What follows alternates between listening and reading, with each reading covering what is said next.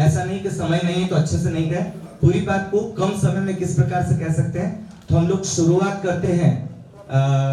राजेंद्र जी आगे, आपका नाम राजेंद्र, सही नाम है? सॉरी गलत नाम है, उनका नाम धर्मेंद्र जी है, राजेंद्र जी उनके पिताजी का नाम। तो अभी हम आज के इस सत्र की शुरुआत करेंगे।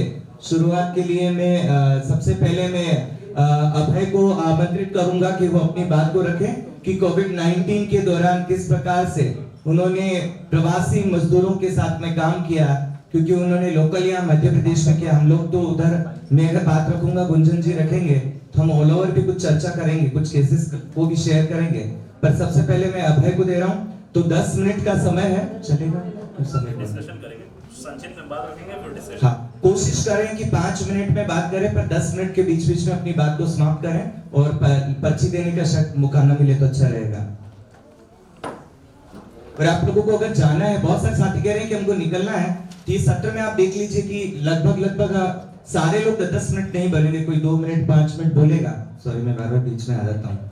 तो 2 मिनट 5 मिनट बोलेगा, तो आप प्लीज इस सत्र को पूरा करके जाएं। बहुत ही महत्वपूर्ण जानकारियां होंगी, क्योंकि आप सभी साथियों का जो काम है दलित आदिवासियों के साथ, मजदूरों के साथ में, महिलाओं के साथ में, और उन्हीं का मुद्दा है और उन्हीं के बारे में बातचीत है। तो सबसे पहले अभय।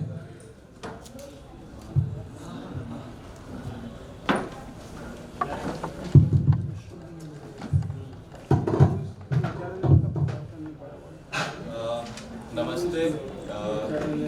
क्योंकि लोग कम है तो आशा कर रहा हूँ कि आखिरी तक आवाज पहुँचे। नहीं आ रही? अब आ रही है आवाज?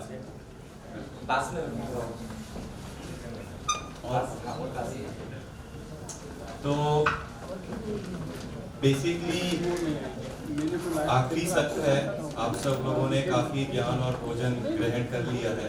तो आशा करता हूँ कि आप 10 मिनट तो नहीं, 5 मिनट में ही आपके सामने अपनी बात रखने की कोशिश करूँगा कि हम लोगों ने जो अनुभव रहे हैं जब हम कोविड लॉकडाउन जब घोषित हुआ था, उस समय पे हम सब ने देखा था कि किस प्रकार की स्थिति पैदा हो गई। मैं शिवपुरी में रहता हूँ, तो एक छोटे शहर का आपको अंदाज़ा दे सकता हूँ कि इंदौर तो एक बड़ा शहर है, दिल्ली तो राजधानी है, तो लेकिन एक छोटे शहर में किस प्रकार की समस्या जो मजदूरों की थी, जो प्रवासी मजदूर थे, तो ये हम सब लोग जानते हैं कि शिवपुरी जैसे जो छोटे शहर हैं, जो सेमी अर्बन एरियाज हैं मध्य प्रदेश के, वहाँ पे एम्प्लॉयमेंट जो रहता है, रोजगार की सुविधाएं जो है, रोजगार नहीं होने के कारण काफ़ी सारे मजदूर जो कि ज़्यादातर दलित, आदिवासी या फिर पिछड़ा वर्ग के लोग रहते हैं,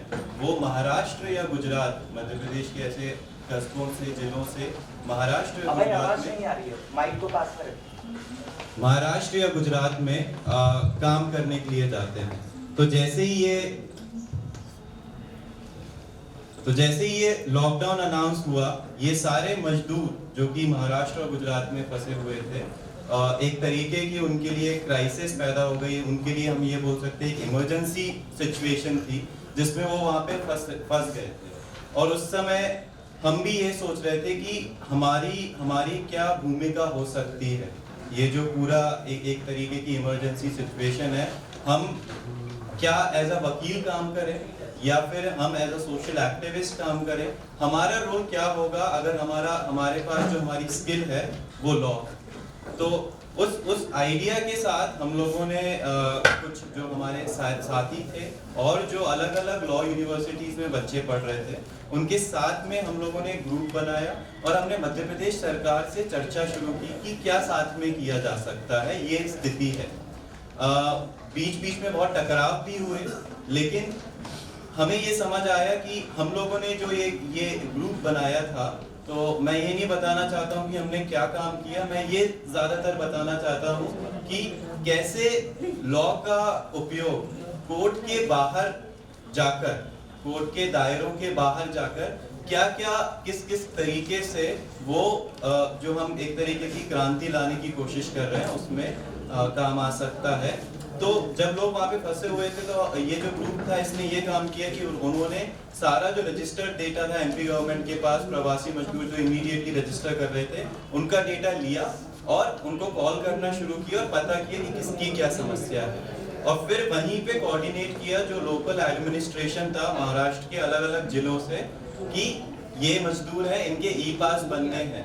तो ये यहाँ पे लॉ स्टूडेंट्स ने अपना स्किल यूज करके उनको ई पास जनरेट करवाने में, फिर उसके बाद उनकी टिकट बुकिंग करवाने में, थर्ड अगर उनका कोई कॉन्ट्रैक्टर है या कोई भी कंपनी है जो कि उनको वेजेस नहीं दे रही है या फिर जाने नहीं दे रही है वहां पे, क्योंकि सिचुएशन ऐसी थी कि ऑन ग्राउंड एक्शन संभव ही नहीं, आप सिर्फ ये नेगोशिएट कर सकते थे कि कुछ दे दीजिए या फिर सिर्फ जाने दीजिए।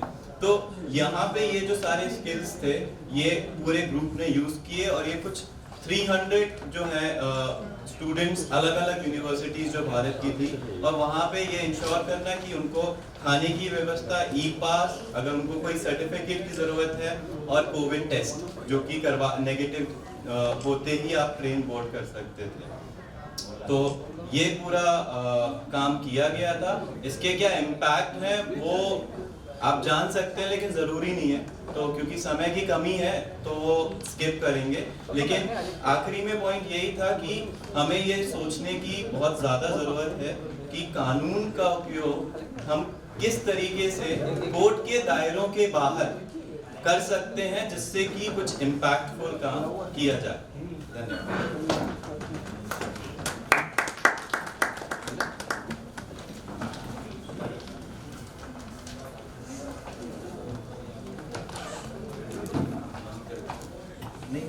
लास्ट शब्द। तो अभी कोविड-19 के दौरान जो साथियों ने काम किया उनको उन्होंने शेयर किया है।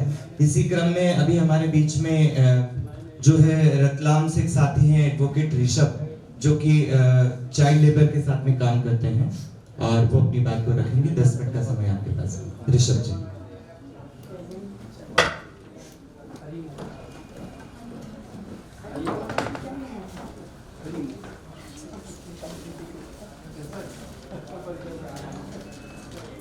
देखा गया है एक 13 वर्षीय बालक जो बिहार का रहने वाला था, 6 वर्ष की उम्र में वो खरीद फरोख्त का शिकार हुआ और वो पंजाब में जाके बिका। वहां पर वह बालक एक ढाबे पे काम किया, पशुओं के साथ सोया। उसने अपनी आपबीती बताई। जब उसको वहां से मुक्त करवाया गया, जब 6 साल हो चुके थे और 13 साल की उम्र में उसको मुक्त करवाया, तो जब उसकी माता से मिलवाया, वो मैथिली बोलता था, पंजाबी सीख गया। वो अपने भाव भी नहीं बता पा रहा था। ऐसे ही खदानों में काम करने वाली एक मीरा करके बालिका थी। वह मीरा बालिका जन्म भी वही खदान में हुआ, उनके माता पिता खदान में काम करते थे, बड़ी भी वही पली वही बड़ी हुई, खदानों में काम किया। उसने बाहर का वातावरण ही नहीं देखा कि क्या है। उसको केला दिया तो केला से खाने लग गई। जब उसको मुक्त करवाया तो फल में वो यही नहीं समझ पाई कि इसको केला को छील के खाते हैं, कैसे खाते हैं। ये स्थिति है। सर्कस में हम देखते हैं कई बालिकाएं नेपाल की रहती है, उनके साथ भी बहुत क्रूरता होती है और उनके लिए भी हमने काफी संघर्ष किया है। हमने ये संघर्ष सारा आदरणीय कैलाश सत्यार्थी जी, जो नोबेल पुरस्कार बच्चों के काम में मिला था उनके साथ हमने काफी 6-7 साल से जुड़े हुए हैं। हमारे साथ यहाँ राम प्रसाद जी वर्मा साहब हैं, वो उन्होंने चाइल्ड ट्रैफिकिंग के मामले में भी बहुत वर्क किया है। ये सब घटनाएं क्यों होती है? बच्चों के साथ इतना शोषण क्यों होता है? बच्चे वर्कर, इनकी उम्र में क्या है, उम्र ही क्या है जिसमें वो वर्क करते हैं। आज देखेंगे कि दुनिया का सबसे तीसरा काला धंधा हो गया है, जिसमें 80 अरब रुपए की कालाबाजारी होती है बच्चों की ट्रैफिकिंग को लेकर। इसके लिए हमने 2008 में मार्च निकाला दक्षिण एशियाई, जो बच्चों के व्यापार। हमने इस संबंध में रेक्सोल रेलवे स्टेशन है नेपाल से हजारों बच्चे बिकने के लिए आते हैं और वो चाइल्ड लेबर में तब्दील हो जाते हैं सारा बच्चे। यात्रा के दौरान हमने 23 बच्चों को मुक्त करवाया था वहां से। इसके बाद में ये तो क्रम ठीक है। अब ये हमें ये समझना होगा कि बाल मजदूरी किस रूप में है। बाल मजदूरी भिक्षावृत्ति के रूप में भी है, जिनको कवर करके उनसे भिक्षा मंगवाई जाती है। बाल मजदूरी बाल दास्ता के रूप में भी है। अक्सर हमने देखा है कि चाइल्ड ट्रैफिकिंग, किडनैपिंग, गरीबी, ये सारे कारण होते हैं जो बाल मजदूरी के होते हैं। ये हमारे यहाँ की समस्या नहीं है, इंडिया की नहीं है, ये पूरे विश्व की समस्या है। अमेरिका ने भी इस संबंध में कई देशों को बुला के इस संबंध में कई मीटिंगें की है। ये इसके लिए हमने करीब बहुत कैंपेन चलाया झाबुआ जिले में भी, वहाँ पे भी काफी बाल मजदूरी थी और वहाँ देखा कलेक्टर कार्यालय में बाल मजदूरी करते पकड़े गए। इस संबंध में हमने उनको कलेक्टर कार्यालय में पकड़ा, इस संबंध में न्यूज भी है, हाईलाइट भी हुआ है, उसमें कार्रवाई भी हुई। लेकिन वहाँ की समस्या ये है कि वहाँ पे होटल है या बंधुआ मजदूरी, जो आदिवासी क्षेत्र है तो बंधुआ मजदूरी ज्यादा होती है। वहाँ पे परिवार वाले पलायन कर जाते हैं, बच्चों को वहीं किसी होटल पर रख देते हैं, साल भर का इकट्ठा ले लेते हैं और बच्चों को भी मजदूरी पर रख लेते हैं। वहाँ उनकी पढ़ाई डिस्टर्ब होती है, क्या क्या कार्य करवाए जाते हैं, इनसे माता पिता भी अनभिज्ञ होते हैं।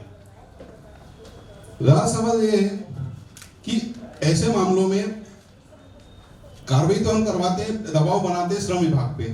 श्रम विभाग ऐसे मामलों में छापा मारते हैं दुकानों पे, उनको पकड़ते हैं, बच्चों को उनके अंगूठे लगवाते हैं, केस बनाते हैं, फाइल करते हैं। लेकिन समस्या ये है कि वहाँ हमने कई केस भी बनवाए, जेजे एक्ट में भी केस बनवाए हैं और जेजे एक्ट में हमने सरकारी रोड बन रहा था, रोड पे बच्चे काम कर रहे थे, उनको पकड़ के हमने थाने में ले गए और वहाँ पे उस ठेकेदार के खिलाफ हमने कंप्लेंट करी और वहाँ पे। लेकिन समस्या ये है कि वहाँ के सब अनपढ़ है, ज़्यादा पढ़े लिखे नहीं होने के कारण वो डॉक्टरी सर्टिफिकेट ले आते हैं कि हम 18 साल से ऊपर है तो सारे हो जाते, तो वो समस्या आती है। इसके लिए हम निरंतर कर रहे हैं। हमने आखिरी में हमने ये किया कि सारे जितने भी व्यापारी है उनसे हमने गुलाब का फूल दिया और कहा कि आप एक काम करें, हम आपसे हाथ जोड़ते हैं, अब बाल मजदूर ना रखें। थोड़ा पुनर्वास के बारे में बताइए कि बाल श्रमिक का आप लोग पुनर्वास यहाँ मध्य प्रदेश में क्या करते हैं, कैसे प्रोसेस? पुनर्वास के लिए ये है कि बाल मजदूर जो पकड़े जाते हैं उसके बाद में एक स्कूल्स होते हैं जो श्रम विभाग चलाते हैं। श्रम विभागों के सेंट्रल गवर्नमेंट की ओर से फंडिंग आता है और वो एक स्कूल का वहीं पे हम एडमिशन करवाते हैं जी। और उस स्कूल्स में एडमिशन करवाने के बाद में और कई बार तो कोई ऐसे हॉस्टल होते हैं वहाँ पे एडमिशन करवा देते हैं। और अब समस्या ये है कि बाल मजदूरी, यदि बाल मजदूरी अगर पूरी तरह समाप्त हो जाए तो सबसे बड़ी समस्या है हमारे यहाँ पे बेरोजगारी की। बेरोजगारी जो होती है, वयस्क मजदूर, अगर ये अक्सर बाल मजदूरों को ही क्यों रखते हैं, ये सबसे बड़ा प्रश्न है। प्रश्न ये है कि बाल मजदूरी कम रेट में मिल जाते हैं। एक मजदूर को लेने जाएंगे आप 400 से 500 रुपए पर डे लेता है, बाल मजदूर आपको 100 रुपए में मिल जाएगा। ये समस्या। अगर बाल मजदूरी बंद हो जाती है तो बाल मजदूर लगभग 70 से 80 लाख मजदूर है इंडिया में, अरे 70 से 80 लाख वयस्क मजदूर मिल जाएंगे उनको। और जो बाल मजदूर जितने भी है सारे शिक्षा से वंचित है, तो शिक्षा ग्रहण करेंगे तो स्वाभाविक है कि कई बेरोजगारों को रोजगार भी मिलेगा। इसलिए आशा है कि इसमें हम तो काम कर ही रहे हैं, कुछ ऐसा हो कि जब आप लोग भी जुड़े इससे। हम तो इसमें ये है कि जहाँ पे भी अगर बाल मजदूर दिखता है जिस होटल में, उसको अवॉइड कर देते हैं, वहाँ तो हम नाश्ता पानी कुछ भी नहीं करते हैं। तो ऐसा मेरा मानना है कि आप भी अगर बाल मजदूर के प्रति थोड़े सजग हो। सबसे बड़ी समस्या है अभी कोविड में भी बाल मजदूर सारे वर्क कम हो गए, सारा काम खत्म हो गया, बाल मजदूरों की क्या प्रताड़ना हुई होगी पता नहीं। बालिकाएं जो रहती है घरेलू काम में उनको लगा देते हैं, वहाँ पे भी उनके साथ शोषण होता है, अक्सर के मामले देखने में मिलते हैं। इसके लिए हमें कुछ करना चाहिए। बहुत धन्यवाद ऋषभ जी। बाल मजदूरी के बारे में बात किया।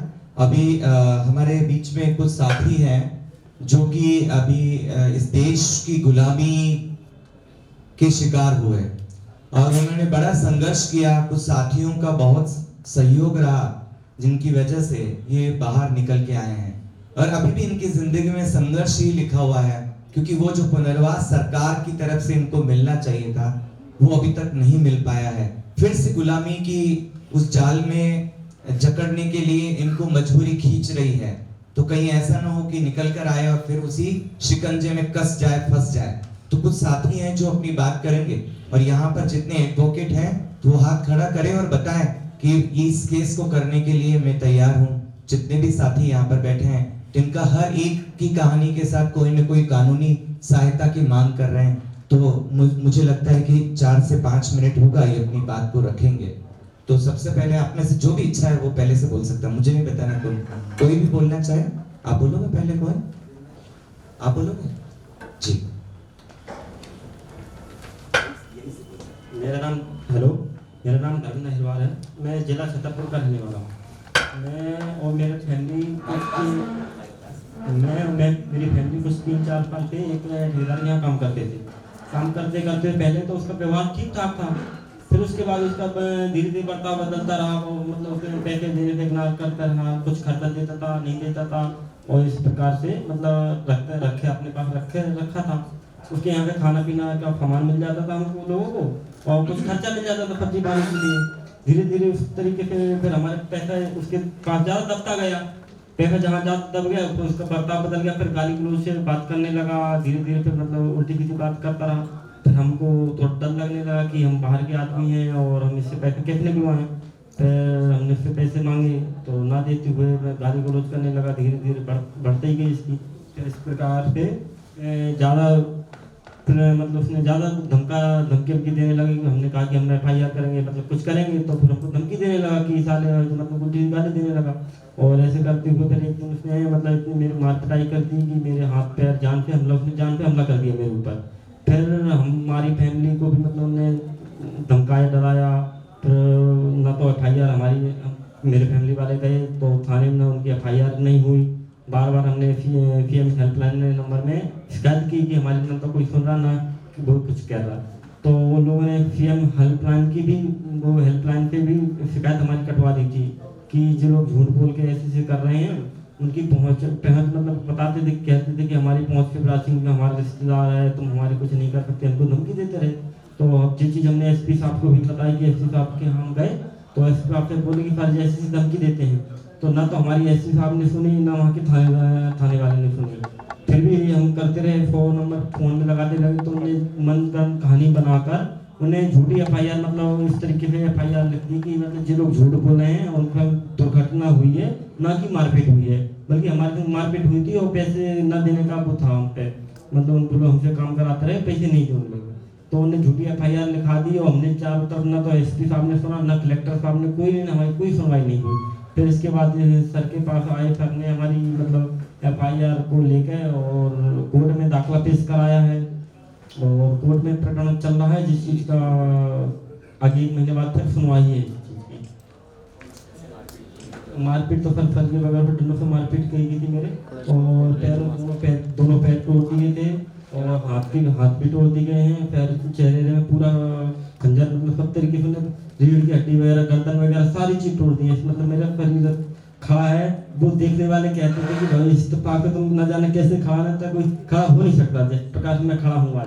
क्योंकि 4-5 महीने के अंदर इतना कोई खड़ा नहीं हो सकता, जिस मेरी हालत थी कोई खड़ा नहीं हो सकता जितनी आज मैं खड़ा हूँ, अपने पैरों पे खड़ा हूँ। कोई उम्मीद नहीं थी, सब लोगों की उम्मीद थी ये तो खत्म हो जाए। डॉक्टर ने भी, ग्वालियर का डॉक्टर था, मतलब बड़ा हॉस्पिटल था उसका, क्या उसका अपोलो डॉक्टर आया था, उसने मना कर दी कि उसको बच नहीं पाएगा, ये मुश्किल है आज की रात। तो फिर भी मेरे पिताजी ने बहुत संघर्ष कर मुझे जो घर में बेच बाच कर जैसे भी कर उन्हें इलाज कराया मेरा, और पूरा मतलब जितना था मतलब आज करीब 10 लाख रुपए के करीब पूरा जितना मतलब घर वगैरह सब कुछ करके उन्होंने पूरी कोशिश करके उन्होंने मुझे खड़ा कर दिया आज अपने पैरों पर। तो कोर्ट से जो है मेरी मिल जाए, मुझे उम्मीद है लड़ जाए तो लड़ जाऊँगा, जीत सकता हूँ। एक्चुअली क्या है, इनका नाम धर्मेंद्र अहिरवार है और ये SC/ST से बिलोंग करते हैं। और ये इनके फादर, इनकी माँ और इनका एक छोटा भाई जो कि नाबालिग है, एज कम है उनकी, करीब 14-15 साल की एज है। हमें एक खबर मिली न्यूज़पेपर के माध्यम से कि इनको ऐसे बंधुआ बना के रखा गया था। ये बेसिकली छतरपुर के रहने वाले हैं, ग्वालियर में काम कर रहे थे 3 साल से। जब हमें खबर मिली कि बंधुआ बना के रखा गया था, जब पैसे मांगे इन्होंने, अपने पैसे नहीं दे रहे थे, 3 साल से काम करा रहे थे, पैसे मांगे तो इनके साथ मारपीट की गई और इतनी मारपीट की गई कि ये हॉस्पिटलाइज हो गए। खबर के आधार पे मैं जब सीरियस लॉकडाउन चल रहा था, जब घर से निकलने पे पाबंदी थी, कहीं जा नहीं पा रहे थे, अगर जाते थे तो डंडे खाते आम पब्लिक में, कोट पहन के जैसे तैसे निकल के गया, हॉस्पिटल गया, इनसे मिला तो वहाँ जाके देखा, फिर पता चला 4 लोग बॉन्डेड लेबर थे। मालिक ने मारपीट की। मारपीट इसलिए की क्योंकि ये 3 साल से काम कर रहे थे, थोड़े बहुत पैसे दे देते थे, शुरू में कुछ एडवांस दिया था इनको, बाद में फिर लालच दे देते हैं कि एडवांस ले लो और ना हमारे यहाँ काम कर लो। लेबर को जिससे लगता है काम करने वाले को, मजदूर को, कि ये एडवांस भी जो दे रहा है वो मुझे पैसे अच्छे देगा, लेकिन होता गलत है कि एडवांस दे दिया, उसके बाद फिर वो पैसे नहीं देंगे। जानबूझ के लालच दे दिया, फंसा लिया और फिर वो काम के पैसे नहीं देते, किसी तरह से रोके रहते हैं, पैसे थोड़े बहुत दे दिए, कुछ अनाज दे दिया। 3 साल के इनके पैसे फंसे हुए थे, काम के पैसे नहीं दिए। जब ये मांगे इन्होंने पैसे, तो जिस दिन मारपीट हुई इनके साथ, उससे 1 हफ्ते पहले इनको धमकी दी कि तुम्हें मार डालेंगे और ना तुम्हारे घर वाले 5-10 लाख रुपए लेंगे और राजीनामा कर लेंगे। ये रिकॉर्डेड था इनका फोन में, ये और रिकॉर्ड था, ये मुझे भी भेजी थी इन्होंने, वो रिकॉर्डिंग के आधार पर। फिर उसके बाद ही इन्होंने फिर क्या किया कि पैसे नहीं मिल रहे तो किसी से कहलवाया, तो मालिक को ज्यादा बुरा लग गया, ये दूसरों से कहलवा रहा है, हमारे प्रति दूसरों में हमारी बदनामी कर रहा है।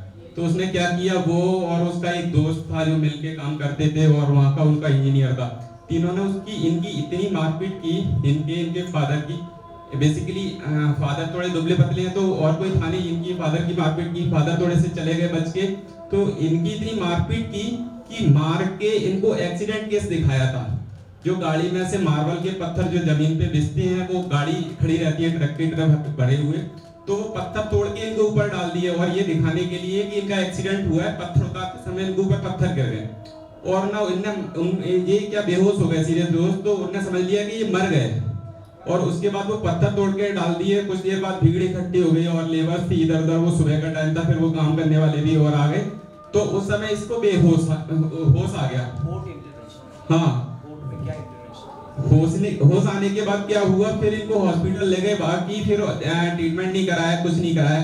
जब हम कोर्ट में मिले, वो हॉस्पिटल में मिले, इनका केस हमने कोर्ट में लगाया। फिर कोर्ट ने रिप्रेजेंटेशन डिसाइड करने के लिए आदेश कर दिया कलेक्टर को और एसपी को, क्योंकि SC/ST से बिलोंग करते थे और सीरियस इंजरीज थी इनकी, इनके शरीर में 5 फ्रैक्चर थे, 6 फ्रैक्चर थे।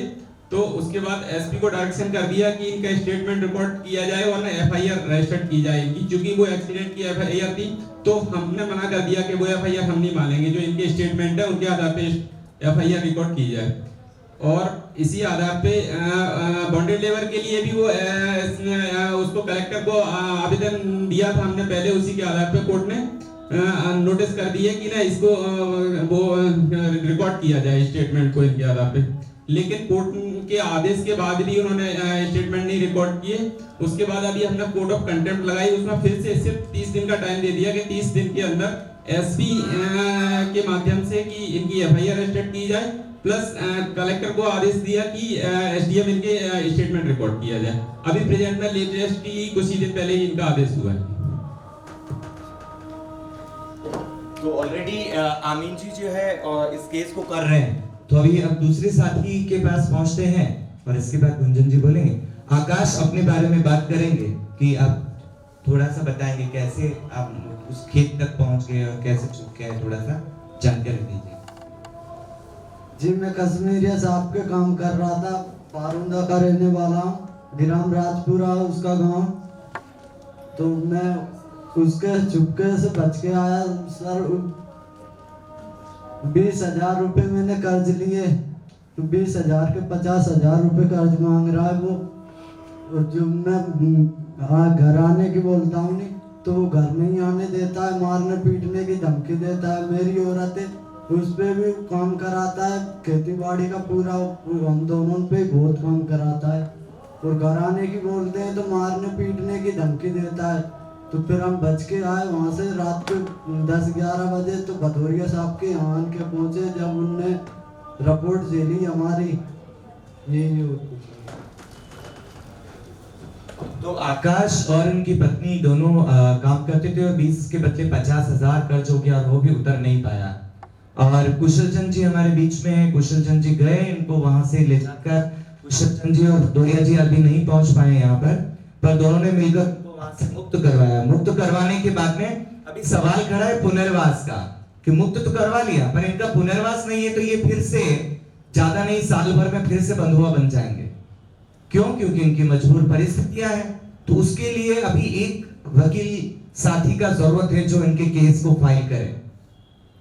तो आप में से अगर कोई इस केस को करना चाहे कि नहीं मैं इसमें आर्ग्यूमेंट करूं या इसमें इंटरेस्टेड हूं, अपना जो है अभी यहाँ से जाने के बाद में आप इनसे संपर्क करें। और अगला एक साथी हैं कुशल चंद जी, वो अभी बता रहे हैं कुछ लोग बंधुआ है, तो थोड़ा सा हम सुनेंगे उस कहानी को, वो क्या बता रहे हैं और कौन लोग हैं और हम उसमें कैसे मदद कर सकते हैं। धन्यवाद सर। ये पारादा गांव के पास में कुछ एक गांव है, वहाँ पे बंधु मजदूर हैं, वो आना चाहते हैं पर वहाँ का मालिक नहीं आने दे रहा है।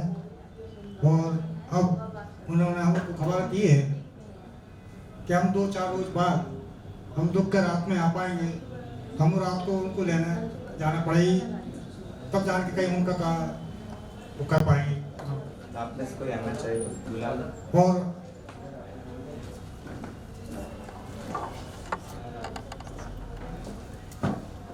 अभी मैं वो बात फिर दोहरा रहा हूँ, अभी का नाम से जो हम बंधु मजदूर की बात कर रहे हैं, तो वहाँ से खबर आती है हम लोगों के लिए कि भाई हमको छुड़ाना है, और गाँव आगे बहुत परेशान है वो लोग। उनके बीच में अभी हमने खबर पहुँचा दी है कि भाई आप आ जाओ। उन्होंने कहा कि हम 2-3 रोज बाद आते हैं, हमें मालिक नहीं आने दे रहा है। वो आएंगे और हम उनको खबर करेंगे तो उनको हमको ले जाना पड़ेगी, तब जान के वो कहीं कब चारों को छुड़ा पाए। ये घटना कहाँ की है? ये पारौदा के पास गांव है, अभी गांव में स्पष्ट नहीं हुआ। और आपका नाम क्या है? मेरा नाम कुशल चंद धनोरिया है। और आपका? मैडम इसको लाइव नहीं कर रहे हैं, अभी वेट होगा। ये लाइव तो नहीं कर रही है?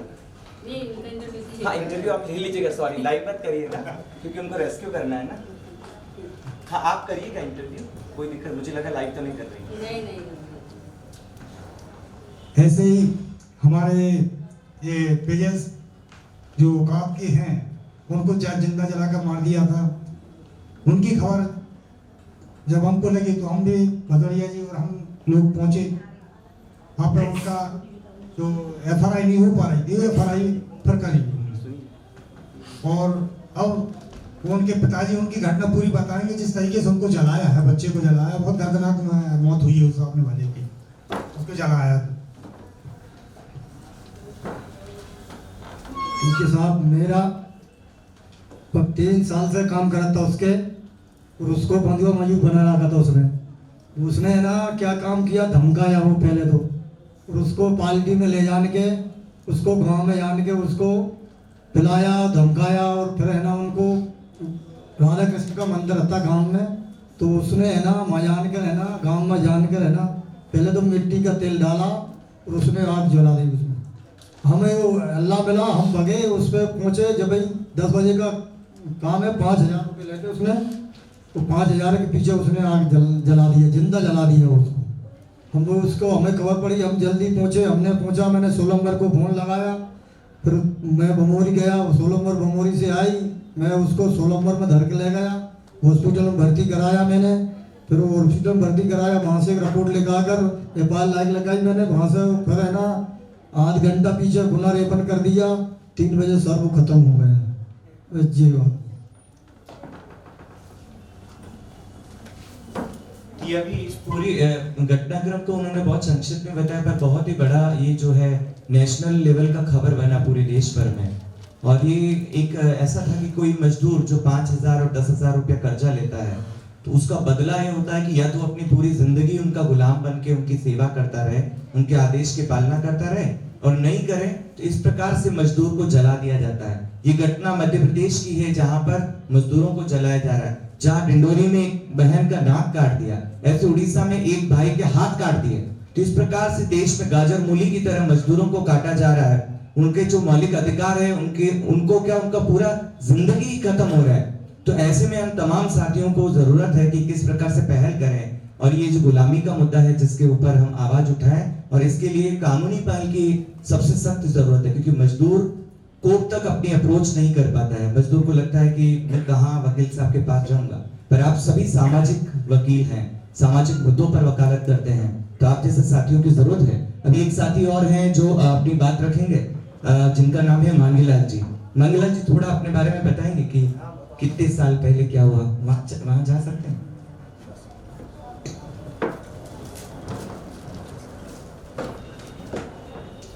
सर जी, मैं 2016 में काम किया 7 साल पहले, तो 2016 में बंदियों बन चुका था। इसलिए जो खुशहाल चंद जी और निर्मल साहब मेरे को जबरदस्ती छुपा के मतलब में लाए, वो नहीं अंदर रहा था, तो उन्होंने ला के मेरे को गाँव पे रख दिया एक स्कूल में।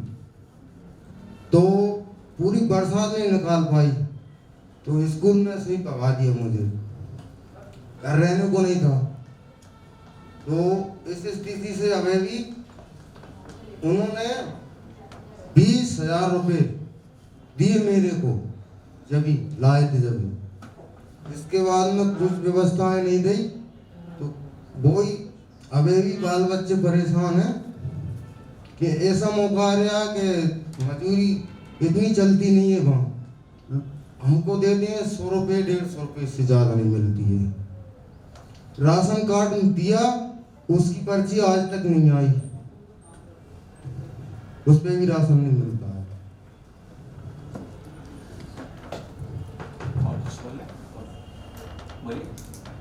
और कुछ मदद नहीं मिली अभी सरकार।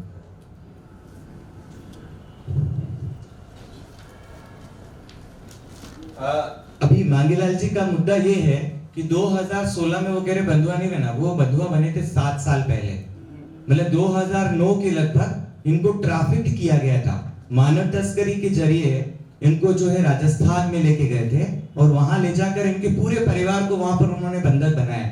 लगभग ये 7 साल तक वहां पर काम करते रहे, पर इनकी मजदूरी, इन्होंने जो कर्ज लिया वो कर्ज फटा नहीं, ऊपर से इनके ऊपर 1 लाख रुपए का कर्ज हो गया कि बोले तू खाता था, तो खाने की बदले तो पूरा परिवार काम करता था, उसकी कोई गिनती नहीं है। और वहां मामला 8 घंटे का नहीं होता जो मिनिमम वेजेस एक्ट 1948 कह देता है, इनके लिए कोई मिनिमम वेजेस एक्ट नहीं, उससे पार चल चल के वो 17 घंटे, कभी 20 घंटे, कभी 3 घंटे, कहीं कुछ भी कुछ फिक्स नहीं था। जब इनको छुड़ाया गया तब हमारे देश में पहली बार बंधुआ मजदूरों की पुनर्वास की योजना 2016 पारित हुई, वो संशोधित हुई, और उसमें ये आ गया कि अगर कोई बंधुआ मजदूर मुक्त होके आएगा तो आदमी है, पुरुष है तो 1 लाख रुपया, महिला है तो 2 लाख रुपया, वो ट्रांसजेंडर है, सेक्स वर्कर है, अनाथ बच्चे हैं, मानव तस्करी के शिकार है तो 3 लाख रुपया। अब इनका 3 लाख रुपया इनको नहीं मिला, 20,000 रुपया जो इंटरिम रिलीफ अमाउंट था, जो तत्काल सहायता राशि थी, वो इनको मिल गई, और बाकी का पैसा आज दिन तक नहीं, आज दिन तक इनको आवास नहीं, आज दिन तक इनके स्वास्थ्य की सुरक्षा नहीं, आज दिन तक इनके बच्चे को शिक्षा नहीं, तो उनको मिला क्या? और ये खेती हर मजदूर है, एग्रीकल्चर सेक्टर वर्कर है, इनके लिए सरकार को जमीन देनी चाहिए थी, वो जमीन कहां पर है? तो सरकार ने कह दिया नहीं नहीं, पुरानी स्कीम में 20,000 का प्रावधान था, वो मिल गया, कोई बात नहीं। स्कीम जब पास हुई थी मई था, मई 2016, अगर ये मई 2016 से पहले रेस्क्यू हुए तो पुनर्वास कब हुआ? मई के बाद में हुआ, तो मई के बाद में नई स्कीम आई। जब इनको स्कीम मिल रही थी तब 2016 मई क्रॉस करके बाहर आगे आ गए थे, तो इनको नई स्कीम से अभी तक रिहैबिलिटेशन नहीं, और पुरानी स्कीम के जो अदर फायदे जो है, बेनिफिट्स हैं, वो इनको अभी तक नहीं मिले। तो अभी इनका एक मुद्दा है कि इनका पुनर्वास कराने की जिम्मा बीड़ा अगर HRLN उठाए तो उसमें कोई एडवोकेट सहयोग करेगा, तो इस मुद्दे को हाई कोर्ट में फाइल करने की जरूरत है। आप में से कोई करेगा वो भी हमसे संपर्क करेंगे। अभी हमारे बीच में अभी एडवोकेट गुंजन है, तो थोड़ा सा मैं शेयर करना चाहूंगा कि बंधुआ मजदूरी, तो इतना लंबा मैं नहीं बोलूंगा, मुश्किल से 1 या 2 मिनट में बात खत्म करूंगा कि बंधुआ मजदूरी बचना क्या है, क्या होता है, कैसे पता लगता है। कोई भी मजदूर से जबरदस्ती काम करवाना, जबरदस्ती का मतलब होता है मेरा तो दिल नहीं कर रहा कि मैं यहाँ धूप में काम करूं, या मेरा दिल नहीं काम कर रहा कि मुझे इस घर के अंदर काम करना, मेरा दिल कर रहा है कि कल तो मेरा यहाँ दिल था पर आज मेरा दिल नहीं है, आज मैं सामने वाले बंगले में काम करना है, सामने वाले खेत में काम करना है, आज इस दुकान में मेरा मन नहीं लग रहा, मेडिकल की दुकान में मैं छोड़ना चाहता हूँ, पर मैं सामने वाली नई खुली दुकान उस पर काम करना है। तो अगर मैं अपनी मर्जी के खिलाफ रोका जा रहा हूँ, मर्जी के खिलाफ काम कर रहा हूँ, तो ये बंधुआ मजदूरी है। दूसरा, अगर कोई भी एडवांस देता है और एडवांस के बदले में मुझे काम करवाता है, एडवांस के कर्जे को पटाने के लिए काम करवाता है, ये बंधुआ मजदूरी है। कोई भी व्यक्ति, तीसरा, कोई भी व्यक्ति कहीं पर काम करता है तो जहां पर काम करके वो रह रहा है या काम कर रहा है वहां से उसको आने जाने की पाबंदी होती है। वो अपने राज्य में, अपने घर पर नहीं आ जा सकता है। ऐसी जो अलग अलग बताए हैं पहचान के तरीके, इसके साथ एक और है, यदि आप टोकरी बनाने का काम, गुलदस्ते बनाने का काम, या फिर आप कोई जंगल से जड़ी बूटी इकट्ठा करके लाते हैं और उसको फिर आप मार्केट में बेचना चाहते हैं, पाउडर बना के या सुखा करके या कुछ प्रोडक्ट बना के, टोकरियां बना के, पर आपको ठेकेदार ठेका ले लेता है, नहीं मेरे अलावा दूसरों को नहीं देगा। ये भी बंधुआ मजदूरी का पहचान का एक रूप है। अलग अलग रूपों में बंधुआ मजदूरी होती है। मध्य प्रदेश में national campaign committee for eradication of bonded labour NCCBL के सहयोग से, साथ में बंधुआ मुक्ति मोर्चा के सहयोग से, ह्यूमन राइट्स लॉ नेटवर्क के सहयोग से मध्य प्रदेश के अंदर जो मजदूरों को मुक्त करवाया गया, तो लगभग मध्य प्रदेश के 1000 से ज्यादा मजदूर मुक्त हुए हैं। पर उनके पुनर्वास आज भी सांस तोड़ रहे हैं। ग्वालियर हाई कोर्ट में, जबलपुर हाई कोर्ट में कोई उसके ऊपर किसी प्रकार की कोई संवेदनशीलता सरकार की नहीं है। हमने कई बार जाके भोपाल में जाके धरना दिया, वहां शिवराज सिंह जी खुद आए और उन्होंने बहुत बड़ा वहां पर अनाउंस किया हमारे धरने के अंदर कि आज से ये सारे मेरे भांजे भतीजे सब मुक्त हो गए। हमको लगा कि पुनर्वास तो मिल गया, पर आज दिन तक नहीं मिला। उस लड़ाई को आज ह्यूमन राइट्स लॉ नेटवर्क की तरफ से एडवोकेट गुंजन जो है ग्वालियर हाई कोर्ट में लड़ रहे हैं, एडवोकेट आमीन उनके साथ खड़े हैं, शन्नो खान जी उनके साथ खड़ी और लड़ रहे हैं। तो मैं अभी एडवोकेट गुंजन को आमंत्रित करता हूं कि बंधुआ मजदूरी के मुद्दे पर पूरे देश भर में क्या जजमेंट है और साथ में अभी जो लेबर कोड आए हैं उससे किस प्रकार देश में गुलामी का एक नया दौर खुला है, वो लेबर कोड के क्या नाम है, किस प्रकार प्रभावित करेंगे, एडवोकेट गुंजन अपनी बात रखेंगे। धन्यवाद निर्मल जी। 10-12 लोग रह गए हैं, तो ये पता ही कर लें पहले कि हाँ लेबर के मुद्दे पे काम करने वाले लोग हैं क्या यहाँ पे जो असंगठित मजदूरों के साथ काम करते हैं।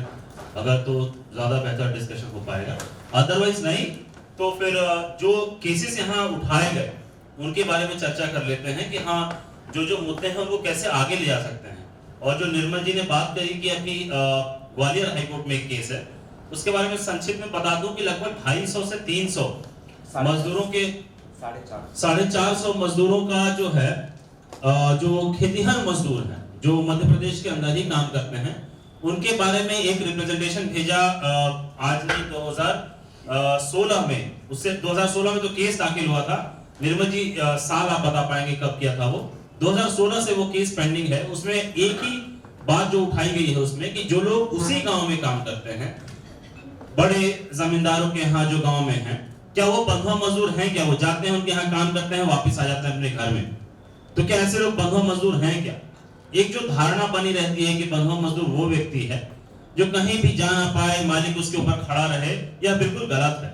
उस पिटीशन के रूप में हम लोगों ने ये उसमें जिक्र किया कि जो व्यक्ति अपने घर से अपनी मर्जी से काम करता है और उसको उसके न्यूनतम मजदूरी का दर से कम दिया जाता है, वो बंधुआ मजदूर है। तो इस केस में जहां पे कि कोई भी जमींदार के यहाँ जा रहा है, काम कर रहा है, उसको न्यूनतम मजदूरी से कम मिल रही है। कई दफा ऐसा देखा गया है कि लोगों के बाप दादा भी उसी घरों में काम करते आए। तो ये सारे लोग वैसे लोग हैं जिनको कि न्यूनतम मजदूरी तो छोड़ दीजिए, कई लोगों को सिर्फ अनाज मिल रहा है और वो उनके घरों पे कई सालों से काम करते आ रहे हैं। तो ये केस अभी पेंडिंग है। उसमें कई दफा जो है वो जज नहीं थे, कई दफा उसमें डेट लग गई। तो इस तरह से वो केस लगभग 4 सालों से चल रहा है। कई बार ऐसा रुख देखते हैं जजों का भी कि वो उसको सुनने को तैयार नहीं है। एक दफा तो ऐसा हुआ कि जज कहते हैं कि ये बंधुआ मजदूर है तो यहाँ कैसे है। तो क्या ये सारी बहुत सारी चीजें हैं उसमें कि बंधुआ मजदूरी के ऊपर बात करने के लिए। और पुनर्वास का जो स्कीम का हवाला दिया निर्मल जी ने, उन्होंने कई दफा ऐसे मुद्दों पे काम किया है कि जो बंधुआ मजदूर छूट जाएं उनके लिए एक पुनर्वास की नीति है। बहुत बढ़िया नीति नहीं है 2016 की, कि जो ही छूटा अगर उसको सर्टिफिकेट मिल गया तो 20,000 रुपए मिलेंगे, सर्टिफिकेट नहीं मिला तो उसको वहीं पे रफा दफा करके घर वापस। और उस पुनर्वास नीति में यह भी है कि अगर जब बॉन्डेड लेबर उसका पूरा केस का निपटारा हो गया और ये तय हो गया कि हाँ बंधुआ मजदूर था, तो अगर आप बूढ़े आदमी हैं तो 3 मर्द हैं तो 1 लाख रुपए, औरत हैं तो 2 लाख रुपए, बच्चे हैं तो 3 लाख रुपए, कुछ इस तरह का कानून है। परंतु जैसा मैंने शुरुआत में कहा कि एक जनरल मजदूरों के मुद्दे के ऊपर बात करने के लिए तो बहुत है, क्योंकि सब्जेक्ट इतना बड़ा है, अभी नए कोड आ रहे हैं, परंतु यहाँ पर अभी उस चर्चा को हम आगे नहीं बढ़ाएंगे और कोशिश करेंगे कि जो घटनाएं अभी यहाँ पे चर्चा हुई हैं कि जिन घटनाओं को हम कैसे आगे बढ़ा सकते हैं। और अगर कोई ऐसा मुद्दा है, अभी हम दिल्ली में काम करते हैं और कई जगहों पे देखते हैं कि लॉकडाउन के बाद कई जगहों पे बड़े बड़े पैमाने पे छटनी शुरू हुआ, लोगों की नौकरियां जा रही हैं, सफाई कर्मचारियों को एक ठेका बदल के दूसरा ठेका आ जा रहा है, कई जगहों पे कॉन्ट्रैक्ट मजदूर है तो उसको परमानेंट के 1/3, 1/4, 1/5 उसका जो है वो उसी काम के लिए पैसा मिलता है। तो अलग अलग मुद्दे हैं, श्रम कानूनों के अंदर ही बोनस का मामला है, ग्रेचुटी का मामला है, आज नौकरी से निकाल दिया उसका मामला है। तो अलग अलग पहलू हैं। अगर किसी का उस तरह कोई केस हो, कोई बात कोई कहना चाहे तो वो उठाए, फिर उसके ऊपर हम चर्चा आगे बढ़ा सकते हैं। मीटिंग में भी अभी मैं कुछ घंटे यहाँ पे भी हूँ तो हम चर्चा कर लेंगे। बात रही एक केस जो मैं अमीन उठाना चाह रहा था कि जो केस आपने बात करी उसमें एफआईआर तो एक पहलू है, परंतु जो व्यक्ति के वहां काम करता था अगर वो ये भी कहता कि इसका एक्सीडेंट हो गया तो क्या एम्प्लॉय कॉम्पनसेशन एक्ट के तहत कोई कंप्लेंट दाखिल किया है क्या? और अगर नहीं किया तो जरूर करें, क्योंकि एम्प्लॉय कॉम्पनसेशन एक्ट के तहत जो एक कानून है उसमें यह है कि कोई भी मजदूर अगर कहीं पे भी काम करता है और उसका चोट आ गया, हाथ कट गया, मृत्यु हो गई, पैर कट गया, उंगली कट गया, तो उस केस में उसको उस मालिक को पैसा देना है। कई दफा ऐसा होता है कि मालिक ठेकेदार से काम कराता है, कोई बड़ी कंपनी होगी, कहीं पे बिल्डिंग बन रहा होगा, इंदौर में समझ लो कि बहुत बड़ा आलीशान सा फ्लैट बन रहा होगा, वहां पे कोई छोटा सा कॉन्ट्रैक्टर होगा, वो कहीं से जाएगा, मजदूरों को ले आएगा, बिहार से ले आएगा, यूपी से ले आएगा, उड़ीसा से ले आएगा, वो मजदूर का वहां पे कुछ पैर टूट गया, तो ऐसे केस में भी उस मालिक को पैसा देना है, ठेकेदार और जो मेन मालिक है। तो ऐसे सारे केसेस में आप एफआईआर करिए, एससी/एसटी एक्ट में ये करिए, लेकिन मेरा जो अभी एक्सपीरियंस है, मेरा जो मजदूरों के साथ काम करने का अनुभव है, उसमें मैं ये समझा हूं कि अगर आप त्वरित रूप से उस मजदूर के लिए कुछ नहीं कर पाते हैं तो आपका जो है वो काम करना कहीं ना कहीं उसके लिए मायने नहीं रखता। उस मजदूर के लिए आप अगर उसके बकाया राशि दिला दें, आप उसको अगर खोई हुई नौकरी वापस दिला दें, अगर उसका कोई नुकसान हो गया तो उसके लिए पैसे दिला दें, वो उसके लिए महत्वपूर्ण है। वरना लेबर की लड़ाई बहुत बड़ी है। आपके देश में 93% असंगठित मजदूर हैं और अभी हाउसिंग राइट्स के सेशन में ये बात किया गया कि कई बार देखेंगे आप कि हाँ उनको जानबूझ के घर नहीं दिया जाता है। तो एक लंबा डिबेट है कि किस तरीके से जो एक कॉर्पोरेट घराना है, सरकारें हैं, वो नहीं चाहती हैं कि हाँ कोई मजदूर यहाँ आए।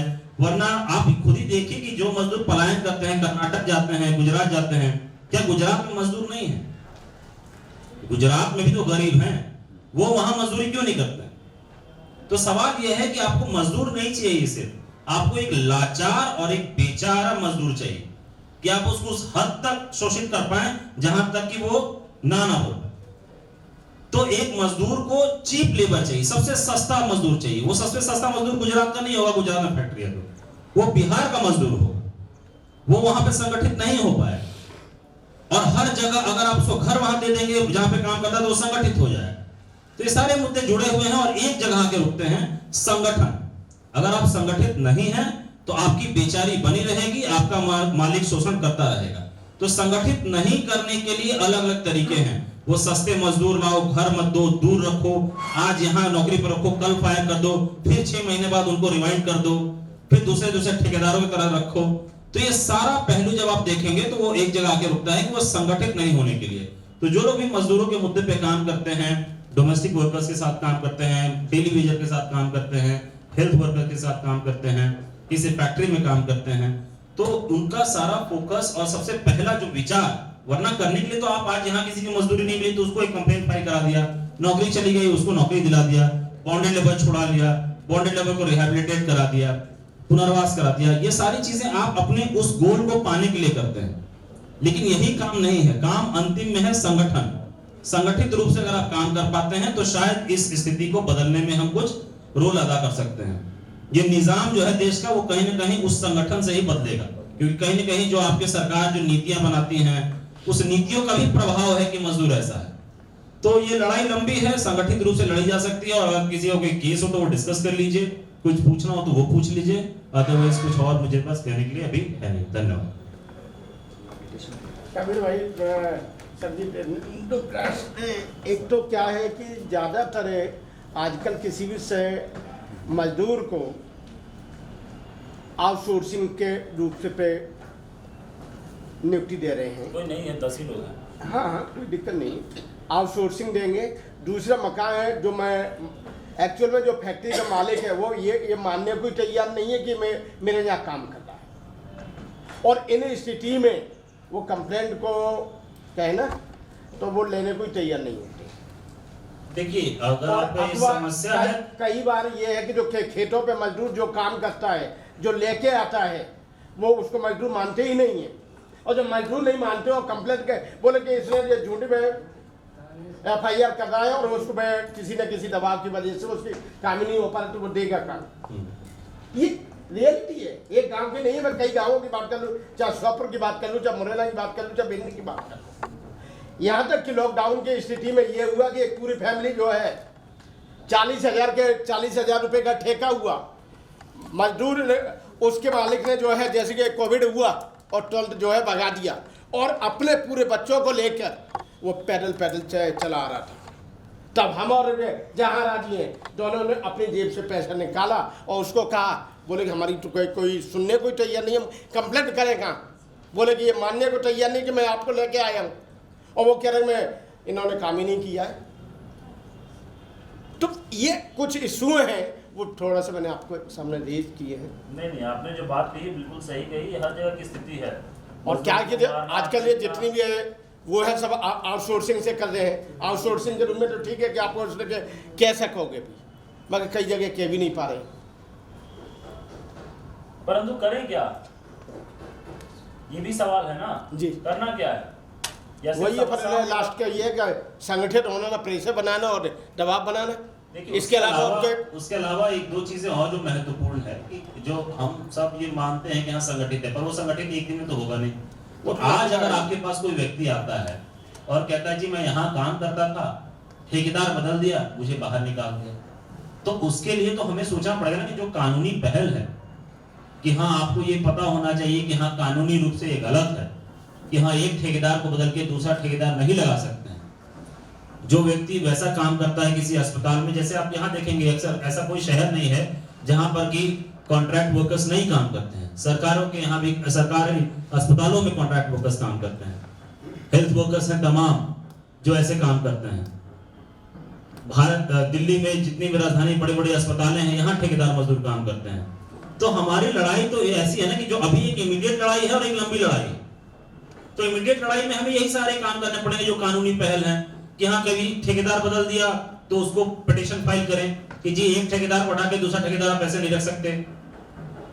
ऐसे कई केसेस हुए, अभी दिल्ली में राम मनोहर लोहिया अस्पताल में हुआ। बात यह है कि हमें उसको तुरंत राहत देने की जरूरत है, वो तुरंत राहत मिल रही नहीं है। यदि आपके किसी FIR के घर में किसी का मारा पीटी किया या कुछ भी किया, जिसको तुरंत राहत की जरूरत है वो तो मिलती नहीं है, और 3 महीने में 4 महीने में 6 महीने में इंक्वायरी होगी, ये हो गए FIR होगी और चले गए, ताकि बाद में कुछ होगा। चाहे वो किसी एक्ट की बात कर ले, चाहे SC ST एक्ट की बात कर ले। जी माधुरी, आप कुछ कहना चाहें? मैं ये कह रही हूँ कि देखिए ये दोनों बातें सही हैं अपनी जगह, है ना। जितने भी लेबर कानून है वो डाइल्यूट तो होते रहेंगे और भी, और उसमें हमें बहुत कम रिलीफ मिलेगा। हमको संगठन, लेबर मतलब मजदूर संगठन के अलावा हमारे पास और कोई विकल्प नहीं है। हमारे देश की त्रासदी है कि जितने भी मजदूर संगठन हैं वो परमानेंट एम्प्लॉइज और संगठित क्षेत्र के परमानेंट एम्प्लॉइज तक सीमित रहते हैं, संगठित क्षेत्र के मतलब नॉन परमानेंट एम्प्लॉइज तक भी नहीं पहुंचे। तो ये बहुत बड़ा गैप है। अब इस गैप को आपके और हमारे यहाँ करने से वो गैप भरेगा नहीं, लेकिन हमें उस दिशा में बढ़ना पड़ेगा, क्योंकि 97% जो है कामगार वो इसी स्थिति में है, या तो ठेके पर है या तो ठेके से भी निम्न स्थिति पर है, लगभग बंधुआ मजदूर है। बिल्कुल सही, लगभग बंधुआ मजदूर है। हमारे, मैं आदिवासी क्षेत्र में काम करती हूँ, हमारे पूरे मतलब थोक में निकल रहे हैं लोग गुजरात और महाराष्ट्र में, और वहाँ पूरे टोटल असुरक्षित है। अभी हमारे झाबुआ के साथी शायद निकल गए हैं, उनसे भी बात हुई, एक कपल जो वहाँ गया और महिला के साथ यौन शोषण हुआ। तो मेरा ये कहना है कि हम क्या कर सकते हैं यहाँ पर, और जो होना चाहिए दोनों में हम फर्क रखें। जो होना चाहिए, जो पूरे मतलब इस देश के 97% कामगार, चाहे वो खेतों में काम करें, चाहे वो कहीं और काम करें, और पूरे सरकारी काम जो अभी ठेके पर जा रहा है, सरकार भी खुद जो है लेबर लॉ को वायलेट करती है लगातार, है ना। उन सबको संगठित होकर करना है, वो लंबा समय का वो है। लेकिन फिलहाल हम जहाँ लेबर लॉ से हमको राहत वाकई मिल सकता है, कानून कुछ भी लिखा हो, कानून ये भी है कि आप ठेका मजदूर नहीं लगा सकते हैं, लेकिन पूरा देश ठेका मजदूरी पर चल रहा है ना। तो वो तमाम चीजें जो लूपहोल्स है, मतलब लॉ में वो चीजें जो प्रावधान कौन से हैं जो हमारे लिए अभी उपयोगी हो सकते हैं, हम वकीलों से वो भी गुजारिश करेंगे कि उनको भी हम थोड़ा मतलब एक शॉर्टलिस्ट करें जो तुरंत हम उपयोग में ले सकते हैं। पेमेंट नहीं मिला है ना, या एक्सीडेंट हुआ, या कोई हिंसा हुआ तो ठीक है, वो तो FIR ही है। एक्सीडेंट हुआ है ना, ठेकेदार भग गया इत्यादि, बंधुआ मजदूरी बन के, आप बंधुआ मजदूरी वो नहीं है जो अपन पुराने पहले समझते थे। जितने भी माइग्रेंट लेबर है उनमें से 80% बंधुआ मजदूरी की स्थिति में ही है। बिल्कुल सही है ना। बंधुआ मजदूरी मतलब और माइग्रेंट लेबर अभी एक ही हो गए, बिल्कुल सही है ना। तो उस परिस्थिति में जो 3-4 प्रैक्टिकल चीजें जो हम कर सकते हैं, अभी हमारा संगठन गुजरात के एक संगठन मजदूर अधिकार मंच के साथ एक टाइप कर रहा है कि हमारे यहाँ से जो वहाँ लोग जाएंगे तो वहाँ जो है गुजरात के संगठन उनके केसेस को डील कर सकते हैं। उसमें थोड़ा बहुत हमको सफलता मिला भी है, नॉन पेमेंट के बारे में, लोग गायब होने के बारे में इत्यादि। तो मेरा ये गुजारिश है कि क्या इस तरह से कुछ नेटवर्क हम कर सकते हैं। अब यहाँ पर भी आपके इधर से कहीं से भी अगर लोग गुजरात जा रहे हैं, गुजरात में MP के मजदूरों को सपोर्ट करने के लिए कुछ संगठन अभी खड़े हुए हैं। एक प्रैक्टिकल सोल्यूशन ये है कि हम वहीं पर हैं, हमको वहाँ का सत्ता में थोड़ा जो भी है ना मैनेज कर सकते हैं, लेबर लॉ भी हम जानते हैं, हमारे पास वकील भी हैं, है ना। तो हम ये चीज़ को हम वहाँ मैनेज कर दें। तो एक यहाँ जो हम प्रैक्टिकली कर सकते हैं वो ये है ना, लेबर लॉ बहुत व्यापक है, उसको पहले भी किसी ने नहीं माना और अभी तो वो लॉ ही खत्म मानते नहीं है ना।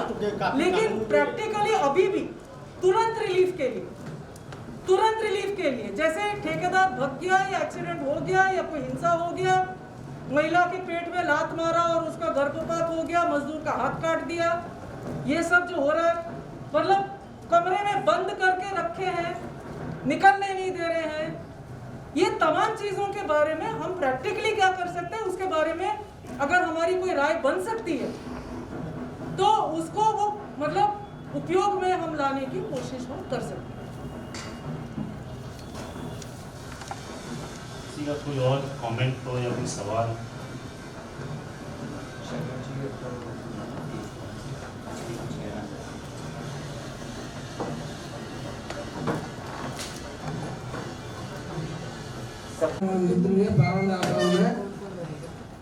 थाने से लेकर तहसील से और जिले कलेक्टर तक और SDM साहब तक जमीन की लड़ाई लड़ते लड़ते हम थक गए। अभी तक हमने ना पैसा लिया ना उन लोगों ने दिया, और बटिया से लेने के बावजूद इन लोगों की जमीन उन दोनों लोगों ने दाब दी। मेरी खुद की 4 हेक्टेयर जमीन है और औरों की है, कोई की 2 हेक्टेयर, कोई की 3 हेक्टेयर, ऐसे 8-9 लोग हैं।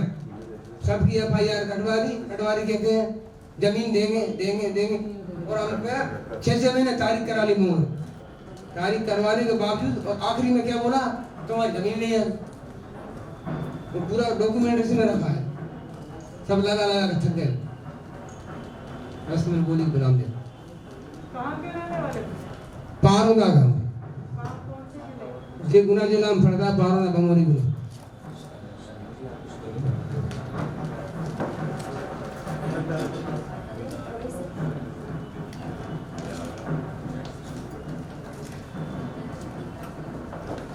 बॉन्डेड लेबर का एक केस जबलपुर में PIL फाइल किए थे। उसमें गुना के 4 बॉन्डेड लेबर थे, संजय, जगदीश, कमला और उसकी पत्नी, चारों का था। जब केस फाइल हुआ और नोटिस हो गए, नोटिस होने के बाद जज का ये कहना था कि उसमें एक हमारा जो डॉक्यूमेंट्स था वो ह्यूमन राइट्स कमीशन का था, जिसमें एप्लीकेशन इनकी तरफ से दिया गया था कि हमारे को अभी तक कोई रिहेबिलिटेशन के लिए कुछ नहीं मिल पाया है।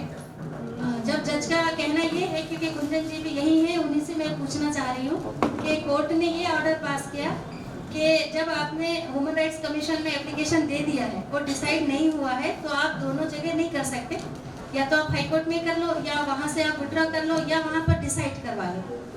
तो उसके ऑर्डर पास कमीशन की जो पावर है वो प्यूनिटिव पावर नहीं है। सजा देने का प्रावधान सिर्फ जो है वो कानून के रूप से हाई कोर्ट में है और इन अदालतों को।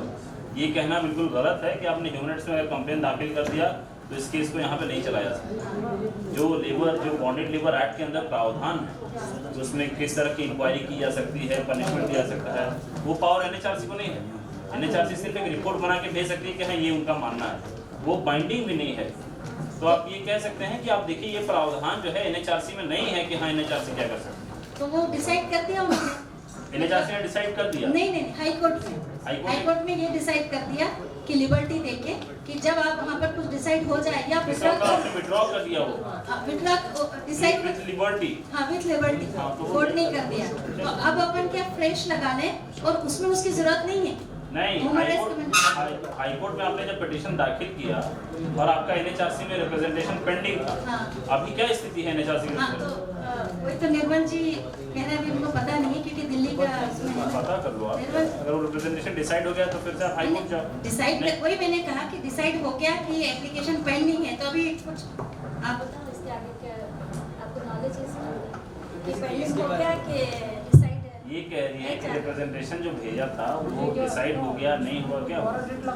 नहीं, ऐसा हुआ था कि वो जो मैटर था हाई कोर्ट में, तो कोर्ट ने ये कहते हुए उस मैटर को क्लोज कर दिया, ये कहते हुए हाँ डिस्पोज कर दिया कि आप पहले वहां से मैटर डिसाइड करके आए हैं NHRC से, उसके बाद में आप फिर यहाँ पर अगर नहीं मिलता है तो आप फिर नए सिरे से फिर फाइल करें। NHRC हो गया डिसाइड? नहीं हुआ। जब तक के अब डिसाइड अगर होगा तो अपन लगा ही सकते हैं कि क्या डिसाइड हो, या तो अपनी एप्लीकेशन वहाँ विड्रॉ करा लो। वो कब से पेंडिंग है वो तो आप बताएं। 2017 से आप NHRC में रिप्रेजेंटेशन लिखकर रिमाइंडर भेज दिया रिमाइंडर पर, उसके बाद NHRC ने भी कोई रिप्लाई। आप कोर्ट जाओ, कोर्ट को बताओ कि आपने कहा था रिप्रेजेंटेशन हमने भेजा, वो 3 साल से बैठे हुए उसके ऊपर। तो उसी के बिहाफ पे अभी हम लोग वापस कोर्ट मूव करेंगे। तो एक और मामला है, लगभग 21 या 18 मजदूर थे, 2018 में रेस्क्यू हुए थे, नोएडा से, उत्तर प्रदेश से। वो मजदूर यहाँ छतरपुर के रहने वाले थे। उन तमाम मजदूरों को वहां पर बंधुआ बना के रखा, उनको रिलीज सर्टिफिकेट मिला और मुक्त होने के बाद जब वो वापस यहाँ पर मध्य प्रदेश में आए तो फिर उनका पुनर्वास नहीं हुआ। उसको लेके शन्नो जी ने फिर एक मैटर और फाइल किया था यहाँ हाई कोर्ट जबलपुर में, और उसमें ये हुआ कि उसमें डायरेक्शन हुए थे कि उन तमाम मजदूरों को जो है उनका रिहैबिलिटेशन किया जाए। उनको खाली 20-20 हजार रुपए मिल गए और प्रशासन ने कह दिया ये इनका पुनर्वास हो गया। इसके अलावा उनका जो पुनर्वास की जो अन्य जो लाभ थे कि उनको जैसे हाउसिंग, उनका घर उनको मिलना चाहिए क्योंकि उनके पास घर नहीं था, उनको रहने के लिए, उनको काम करने के लिए, क्योंकि खेतीहर मजदूर थे तो उन सबको जमीन मिलनी चाहिए थी, और उन तमाम मजदूरों को शिक्षा, उनके बच्चों के लिए शिक्षा, स्कूल में एडमिशन होने चाहिए थे, उनको हेल्थ सुरक्षा के लिए कुछ प्रोविजन, कुछ कार्ड उनको मिलने चाहिए थे। इस प्रकार की जो सुविधाएं थी वो उन मजदूरों को नहीं मिल पाई। तो ये मामला है, ये मामला भी हमको फिर से हमको फाइल करने का जरूरत है क्योंकि उसमें ऑर्डर हुआ है एक तरीके से ये पूरा कंटेंट हम वापस फाइल करें। तो जितना जल्दी करेंगे, क्योंकि वो मजदूर यहाँ पर आने वाले थे पर किसी कारणवश वो आ नहीं पाए क्योंकि वो माइग्रेंट कर गए हैं यहाँ से छतरपुर से, पर वो सीजनल माइग्रेशन होता है, वो वापस आएंगे और हमको इसमें एक मैटर फाइल करना है। प्लीज आपस में बात,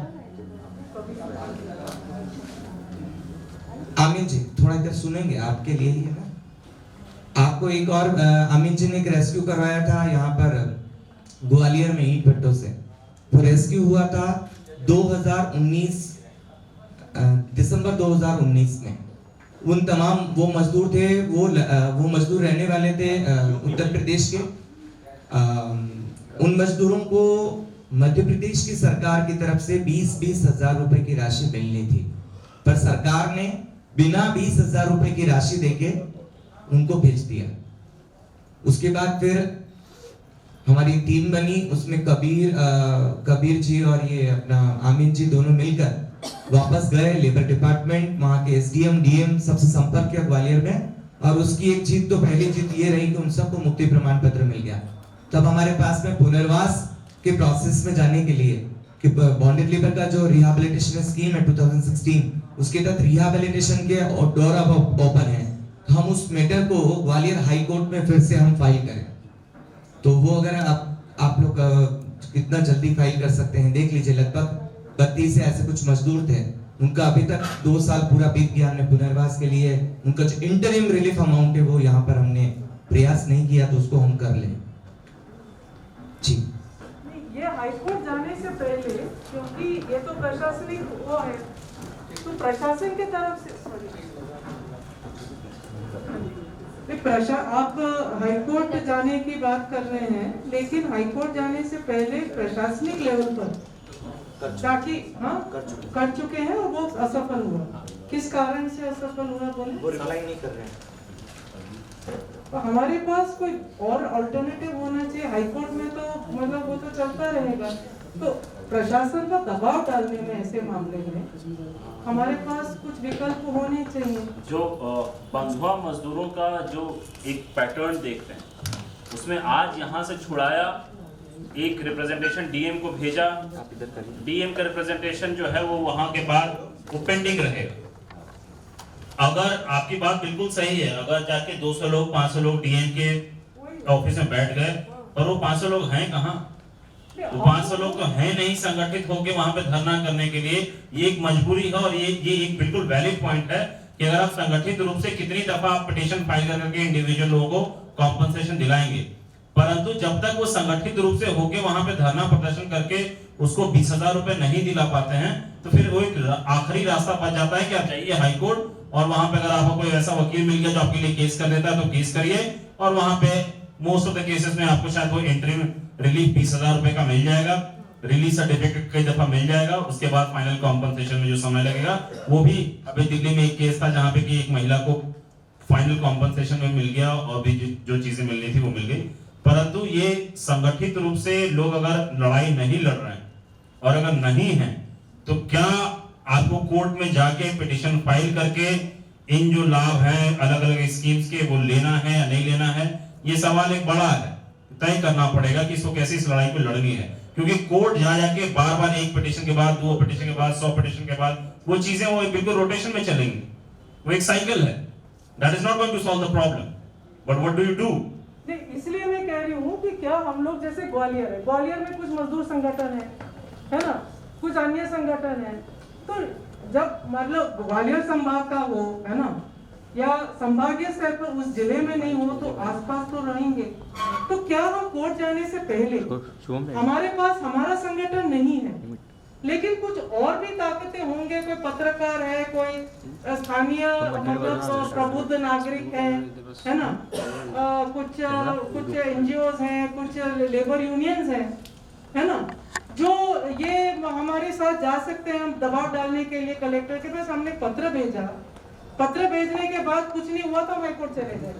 ये इसके बीच का भी होना चाहिए, क्योंकि रिलीफ हमको जल्दी भी चाहिए ना।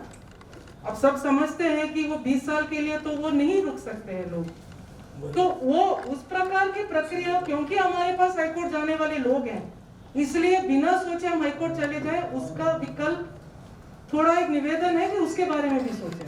मुझे मालूम है कि ग्वालियर में तो क्यों स्वप्न है, ग्वालियर में तो है लोग, इंदौर में लोग हैं, जबलपुर में लोग हैं, है ना, इन जगह लोग हैं जो कम से कम कोशिश तो कर सकते हैं, और शायद वो कोशिश भी हम नहीं कर रहे हैं। अगर हमारा खुद का संगठन नहीं है तो हम ये कोशिश भी नहीं कर रहे हैं कि प्रशासन पे कुछ भी प्रकार का दबाव हो सके। ये चल रहा है मजदूरों के साथ ये शोषण, ये एक ऐसा मामला है जो सेंसिटिव है, लोग थोड़ा सोचते नहीं है इसके बारे में कि करना चाहिए, है ना। इसको मेरी आवाज नहीं पसंद है, इसलिए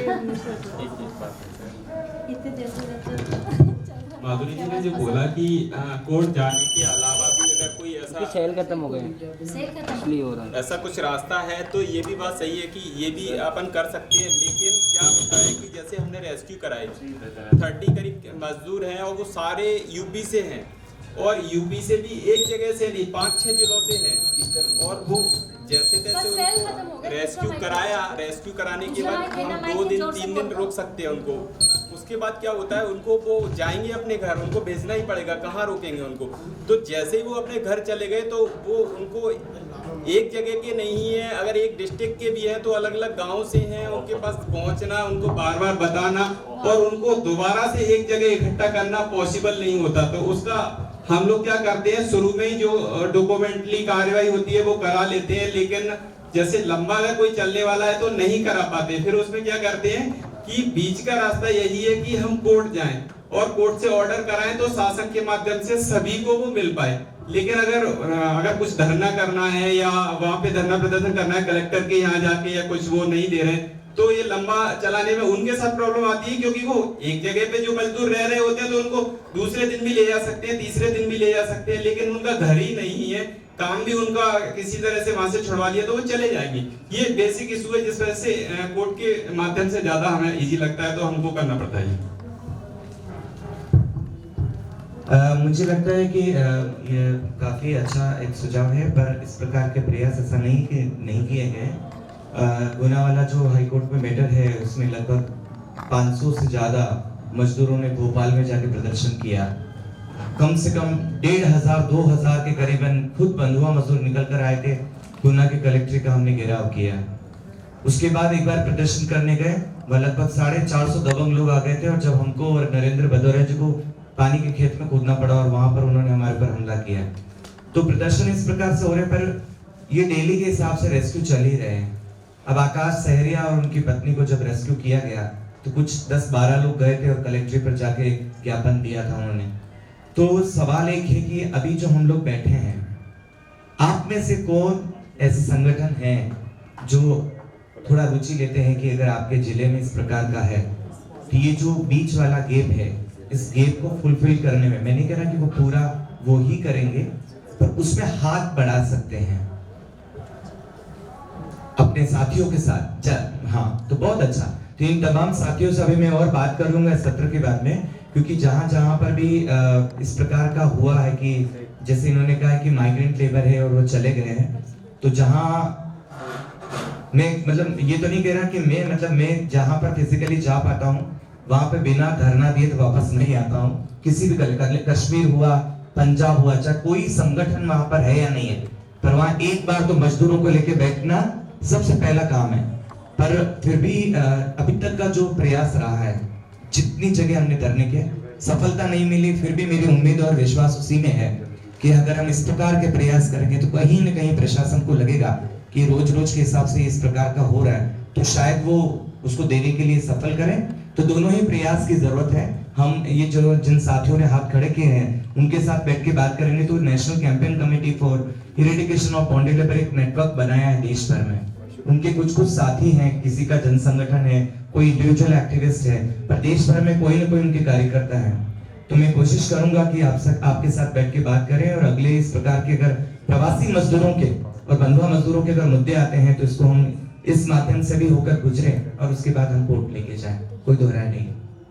परंतु अभी तक जितने मामले थे उन मामलों में मेरा ये रिक्वेस्ट है, क्योंकि वो मामले बहुत पुराने हो गए हैं, उसमें रिप्रेजेंटेशन भी चले गए हैं। 1-2 मामलों को छोड़कर लगभग सब में चाहे छोटा ही धरना रहा, 40 मजदूर 50 मजदूर, पर उसमें एक ज्ञापन भी दिया गया और धरना भी किया गया है। तो अभी तक जो मामले आए हैं उनको हमको फाइल करने हैं, क्योंकि वो 2-2 साल पुराने हो चुके हैं। उन मामलों में अभी तक कुछ नहीं हुआ है। तो हम लोग थोड़ा सा अपने से कोई आश्वासन दे कि जो मामले दिए हैं कम से कम ज्यादा देर तो नहीं, 1 महीने में हम ये 5-7 मामले जो भी बताए हैं, क्योंकि ऑलरेडी पेटिशन ड्राफ्ट है, आपको खाली फाइल करना है। और ये खुद आपस में डिस्कशन के लिए मैं बोलना चाहूँगा कि अभी हमारा पूरा सेशन जो है वो बॉन्डेड लेबर को किस तरह से रेस्क्यू करें, रिहेबिलिटेट करें, इस पर सीमित रहा। पर एजेंडा में आप देखेंगे कि उस पर माइग्रेंट वर्कर के ऊपर भी एजेंडा में शामिल है। तो ये मेरा सुझाव है कि अगली बार जब हम मजदूरों के मुद्दे पे काम करने के लिए अगर कोई मीटिंग ऑर्गेनाइज करें तो उसमें जो लोकल हमारे यहाँ पे संगठित रूप से काम करने वाले लोग हैं जो मजदूरों के मुद्दे पे काम करते हैं, क्योंकि मजदूरों के मुद्दे पे काम करने वाले लोग अनेक हैं। कुछ लोग घरेलू कामगार के साथ यूनियन बनाए काम कर रहे हैं, कुछ लोग आंगनवाड़ी महिलाओं के साथ काम कर रहे हैं, कुछ लोग आशा वर्कर्स के साथ काम कर रहे हैं, कुछ लोग अस्पतालों में यूनियन बनाए काम कर रहे हैं, कई लोग ठेका मजदूरी के खिलाफ काम कर रहे हैं। तो ये सारे जो बड़े मुद्दे हैं एक मजदूर आंदोलन का, माइग्रेंट वर्कर के ऊपर बहुत सारा डिबेट है अभी किस तरह से रजिस्ट्रेशन होगा, सुप्रीम कोर्ट के कोर्ट का आदेश है अभी सो मोटो रेपुटेशन में। तो इन आदेशों का पालन किस तरह से हो रहा है इन राज्यों में, कौन उन चीजों को मॉनिटर करेगा, जो हलफनामा फाइल किया जाएगा सुप्रीम कोर्ट में कि हाँ जी हमने इतने रजिस्ट्रेशन कर लिए कोर्ट के आदेश के रूप से, उसको कौन वेरीफाई करेगा। तो ये सारे चर्चाओं को हम आगे तभी बढ़ा पाएंगे जब वो सारे संगठन के लोग हों, क्योंकि अगर मजदूरों के मुद्दों के ऊपर काम करने वाले संगठन यहाँ पे नहीं है तो शायद हम बाउंडेड लेबर तक उनको छुड़ाने और रिहेबिलिटेट करने तक रह जाएंगे, क्योंकि वो हमें कई बार ऐसा उसके पीछे जाना है कि बॉन्डेड लेबर का जो समस्या है जो उसके बहुत आप प्रवासी मजदूर से जोड़ के देखिए, क्योंकि जैसा अभी माधुरी बता रही थी कि जो प्रवासी मजदूर है वही बंधुआ मजदूर है, और प्रवासी मजदूर है तो उसको किस तरह से वहां उसके अधिकार दिलाए जाए कि कैसे वो रजिस्टर्ड हो पाए, कैसे वहां पे मिनिमम वेजेस मिल पाए, कैसे वहां पे अगर वो काम करता है तो कोई तरह की घटना हो तो फटाक से उसको वहां पे मुहैया कराया जा सके, रिलीफ कॉम्पनसेशन का हो, वेज का हो, जो भी चीजें हो। तो इन सारे मुद्दों को जोड़ के देखना पड़ेगा और संगठन के साथ ही काम करना पड़ेगा। अगर संगठन के बिना तो हम काम नहीं कर पाएंगे।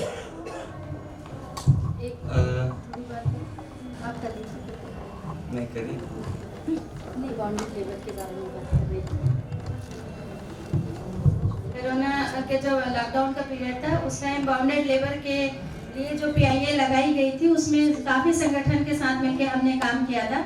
उसमें कम से कम 550 से भी ज़्यादा गुना भी था उसमें, और सतना, रीवा, इंदौर, भोपाल, तो उनके सबके मोबाइल नंबर और साइन सबके साथ पीआईए लगाया हुआ था। तो उसमें जो चीफ जस्टिस के सामने केस लगा था उसमें जो रिप्लाई आया उन्होंने कहा कि जितने मजदूरों के बारे में ये पीआईए लगी थी उनका कहना था कि उससे ज़्यादा लोगों को रिलीफ मिल गई और उन लोगों को रिहेबिलिटेशन मिल गया और जॉब मिल गई।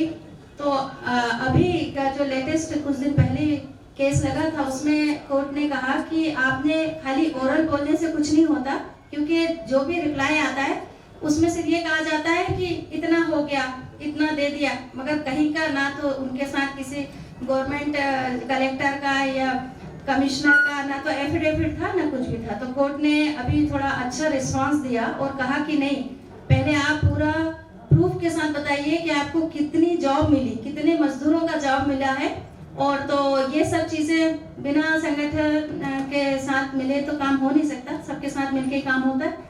और एक जो मैं डोमेस्टिक वर्कर वुमेन के बारे में उस टाइम जब बता रही थी कि हमने क्या काम किया था, उसमें अभी जो security board domestic worker women के लिए नहीं है, बल्कि कई स्टेटों में है डोमेस्टिक वर्कर वुमेन के लिए सामाजिक बोर्ड। उसमें फिर कोर्ट का भी ये अभी उन्होंने कहा, उसमें भी थोड़ा अच्छा रिस्पांस दिया है। उन्होंने कहा कि आप इसको फरवरी 20 तारीख तक के रिप्लाई दें, और क्योंकि जब उसमें एक्ट में है कि बनना चाहिए बोर्ड, तो वो अभी तक क्यों नहीं बना, तो उससे भी थोड़ा सारी उम्मीद है कि अपना ये काम हो सकता है। तो उसमें भी जो मध्य प्रदेश की घरेलू कामकाजी महिलाएं संगठित है वो आई थी, मगर अभी चली गई क्योंकि बहुत लेट होते जा रहा था तो वो निकल गई। तो उनके साथ भी मिलके अपने काम किया, और हमेशा संगठन के साथ मिलके ही काम किया जाता है, वैसे तो कुछ हो ही नहीं सकता अकेले। सन्नो जी, अगर डोमेस्टिक वर्कर्स के मुद्दों पे जो लोग काम करते हैं और लेबर के सेशन के लिए ही नहीं रुकेंगे तो कैसे होगा चर्चा? फिर क्या चर्चा करेंगे? स्पेसिफिक नहीं था ना, अभी अपन ने इसमें जोड़ दिया। नहीं, लेबर ने, चलो कोई नहीं, हाँ, आगे से अपन लोग ऐसा करेंगे। हाँ, और हाँ सही बात है, उसमें आगे से उसमें लिखा होता तो उनको भी बोलते, अभी तो अपन बीच में ऐड कर लिया। और ये unorganised workers social security board की बात कर रही हैं आप? क्योंकि डोमेस्टिक वर्कर्स के लिए अलग से बोर्ड का प्रावधान नहीं है। जहां तक मेरी जानकारी है, अनऑर्गेनाइज वर्कर्स सोशल सिक्योरिटी का जो कानून है 2008 का, उसमें बोर्ड है। और जो एक सुप्रीम कोर्ट में अभी केस पेंडिंग है, श्रमजीवी महिला संगठन बनाम GNCT एंड अदर्स, उसमें सुप्रीम कोर्ट ने डोमेस्टिक वर्कर्स के लिए ऑर्डर पास किया है। उसमें दो बातें उन्होंने कही हैं। फर्स्ट कि सबको आईडी कार्ड दो, और unorganised worker social security act जो 2008 का है उसके तहत जो बोर्ड बनना था वो नेशनल बोर्ड तो बन गया उस केस के बाद 2017 में। हर राज्यों में जो बोर्ड है वो अभी तक पता नहीं किन किन राज्यों में बना है। हाँ, मुझे लगता है शायद मध्य प्रदेश में उसकी बात कर रहे होंगे। और दूसरा है कि हर महीने 10% घरेलू कामगारों को रजिस्टर करना है with the help of trade unions या जो यूनियंस डोमेस्टिक वर्कर्स के साथ काम कर रहे हैं। तो पता नहीं उसकी स्थिति यहाँ इंदौर में मध्य प्रदेश में क्या है। शायद अगर घरेलू कामगार के संगठन हो तो वो ज्यादा बेहतर बता पाएंगे। तो ये एक चीज है जो वो एक अच्छा ऑर्डर है जिसको हम पालन करने के लिए यहाँ पे काम कर सकते हैं। रजिस्ट्रेशन तो हो रहा है, अगर बोर्ड है, बोर्ड के लिए और मिनिमम वेजेस। ये सारा चर्चा हुआ पर एक और विषय है कि जो प्रवासी मजदूरों के बारे में हम बात कर रहे थे, तो एक हमारा एक सुझाव है कि क्या हम लोग मिलकर एक प्रवासी मजदूरों पर एक हम बैठक कर सकते हैं क्या?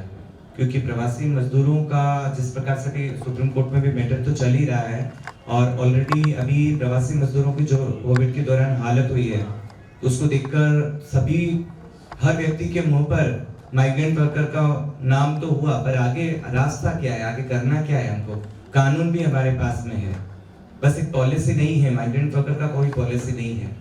तो कुछ रिप्रेजेंटेशन बना के हमने यहाँ मध्य प्रदेश सरकार को भी भेजे। और पिछले साल 2000 जब ये कमलनाथ जी मुख्यमंत्री बने थे उसके लास्ट दिन से एक दिन पहले, सेकंड लास्ट डे, उनके साथ एक मीटिंग हुई थी और हम सोच रहे थे कि वो प्रवासी मजदूरों के बारे में हम बात किए उनके साथ बैठ के। तो ये रहा था कि उनकी तरफ से था कि नहीं, आप हमको बताइए क्या पॉलिसी है और किस प्रकार से इसको हम लोग ला सकते हैं। स्टेट पॉलिसी की बात हुई थी, पर फिर वो नेक्स्ट डे ही कुछ गड़बड़ हुआ और पूरा सब कुछ अलग हो गया। इस चर्चा को फिर से हम जिंदा करें कि एक प्रवासी मजदूरों की एक नीति बने, और साथ में और क्या रास्ते हो सकते हैं माइग्रेंट वर्कर के इशू को लेकर। तो अगर अभी कुछ साथियों ने क्योंकि इस मुद्दे के ऊपर अपना समर्थन दिया था कि हमको और भी साथ जुड़ने के लिए तैयार है, तो क्या हम मध्य प्रदेश में इस प्रकार का प्रवासी मजदूरों को लेकर एक दिन का या 2 दिन का बैठक रखने का कुछ विचार कर सकते हैं, ताकि हम उस गहनता के साथ उस विषय को पूर्ण रूप से पूरे दिन हम केवल प्रवासी मजदूरों के बारे में ही चर्चा करें। तो आप में से समर्थन रहेगा क्या? किस प्रकार की जरूरत आपको लगती है? तैयार है, और ग्वालियर के लिए मैं करने को वैसे ग्वालियर करें, ग्वालियर भी कर सकते हैं, भोपाल में, जैसा भी आप लोगों को ठीक लगता है। हाँ, क्योंकि मैं आपको ये बताना चाह रहा कि प्रवासी मजदूर जो मध्य प्रदेश के हैं, तो अभी लगभग ये मान के चलिए कि 1000 से ज्यादा जो बंधुआ मजदूर मुक्त हुए थे, उसमें जो अभी मेजॉरिटी जो नंबर आ रहा है वो नंबर आ रहा है प्रवासी मजदूरों का। और जो मध्य प्रदेश के मजदूर हैं जिनको छुड़ाया जाता है, कभी उत्तर प्रदेश से, कभी पंजाब से, कभी हरियाणा से, कभी दिल्ली से, वो भी मध्य प्रदेश के मजदूर हैं। खरगोन डिस्ट्रिक्ट, छतरपुर डिस्ट्रिक्ट, इन डिस्ट्रिक्ट के बहुत सारे मजदूर पर्टिकुलर वो दलित कम्युनिटी के हैं। तो हमको ये भी था कि इस प्रकार से हम चर्चा करें, पर समय भी कम है और अभी बहुत सारे साथी चले गए हैं। तो क्या एक दिन का हम लोग ये बैठक करें? तो आप जैसे बता रहे हैं कि साथी ग्वालियर में करते हैं, तो भोपाल के अगर कोई साथी हो ताकि वहां पर हो तो ज्यादा लोग जुड़ सकते। मुझे आइडिया नहीं इसके बारे में, आप लोग बताएं तो ज्यादा ठीक रहेगा।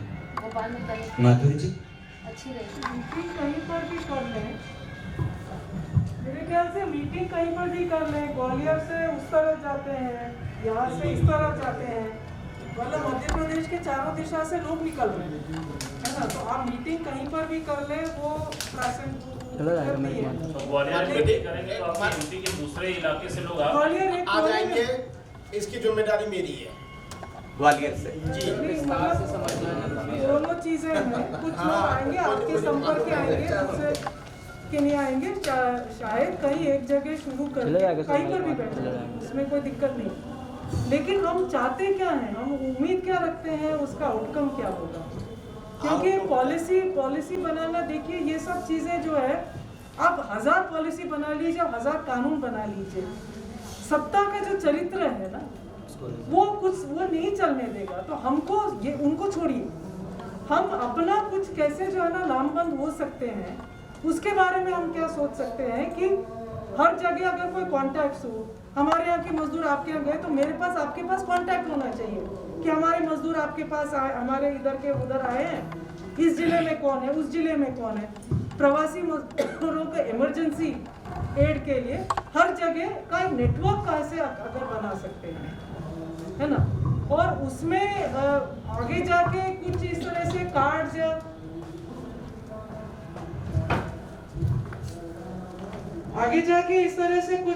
या ऐसे कुछ नेटवर्क बने कि मजदूर लेके जाए कि हम वहां पर जा रहे हैं, जहां पर भी वो जा रहे हैं वो मालूम है कि इमरजेंसी में वो किन को कांटेक्ट करेंगे। अगर इस प्रकार का कुछ नेटवर्क बन सकता है तो प्रैक्टिकल है।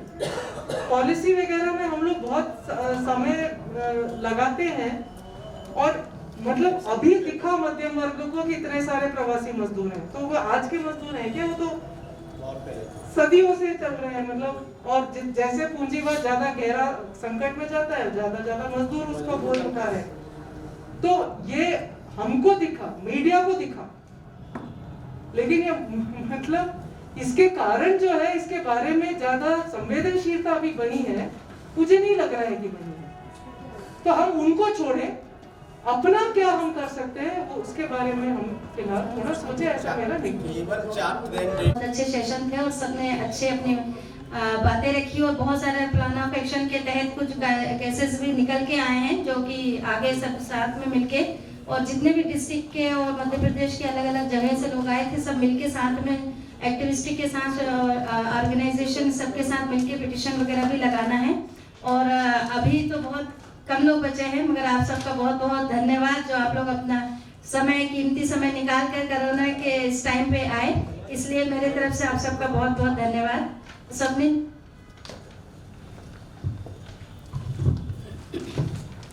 पिछले 2 दिनों में कई सारे मुद्दों पे हमने चर्चा की। कुछ ऐसे मुद्दे थे जहाँ पे एक प्लान ऑफ एक्शन का ढांचा जो है वो नहीं बन पाया, पर कुछ ऐसे टॉपिक्स हैं जैसे कि एनवायरनमेंट, जिसमें एक स्ट्रैटेजी बनी है, एक ग्रुप बना है। कबीर ने हाउसिंग राइट्स पे एक काफ़ी डिटेल स्ट्रैटेजी बनाई है कि किस तरीके से हम आगे केसेस लेके जाएंगे।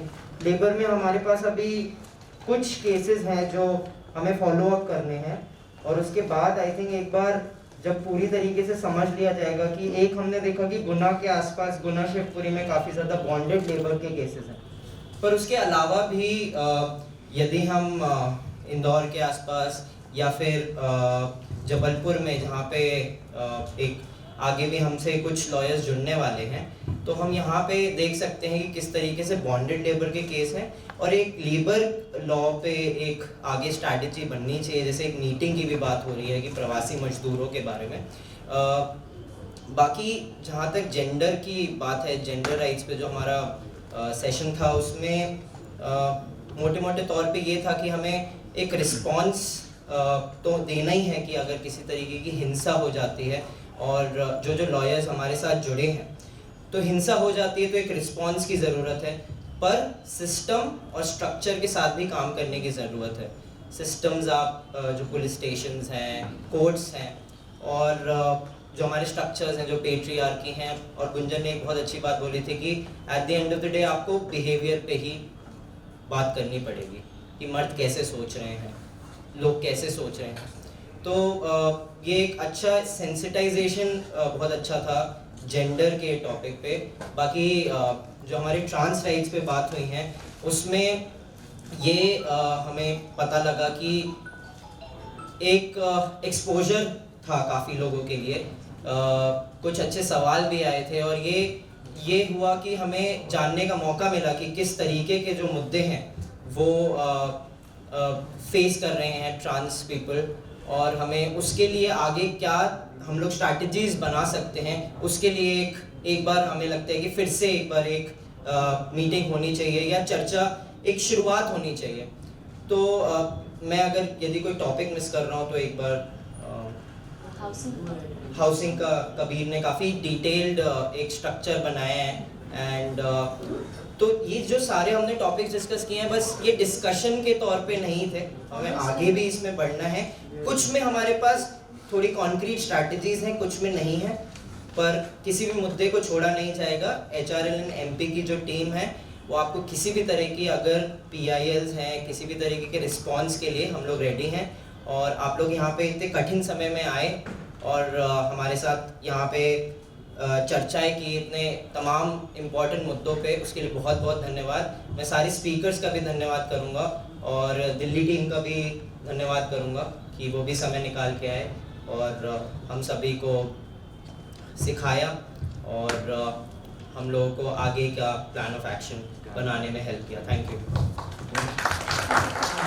अच्छा, एक और सूचना है कि आप में से एक मिनट बस मुश्किल धीरे धीरे खत्म होता जा रहा है। नेट के जाल में फंस के हम लोग पढ़ना भूल गए हैं, फिर भी अगर कोई ले गया बिना मूल्य चुकाए तो ठीक है। मैं 3-4 लाइन गाता हूँ, आप लोग मेरे साथ दोहराएंगे। थोड़े कम लोग हैं लेकिन चलेगा, ठीक है। ये गाना कल से प्रतीक्षा कर रहा है आप लोगों की। आपने बताया नहीं बताया। बिछाई किसने है दाल चावल पे गोटी, बिछाई किसने है दाल चावल पे गोटी, दोहराइए भाई। बिछाई किसने है दाल चावल पे गोटी, उड़ाई किसने है हमरे हिस्से की रोटी। बिछाई किसने है दाल चावल पे गोटी, उड़ाई किसने है हमरे हिस्से की रोटी। के खेत हुए बंजर चूल्हे सोने ठंडे, खेत हुए बंजर चूल्हे सोने ठंडे। यार हमें दिख भी नहीं रहा है। नहीं, मास्क लगाने से आवाज साफ नहीं आ रही। चश्मा बर्थडे हो गया लड़ते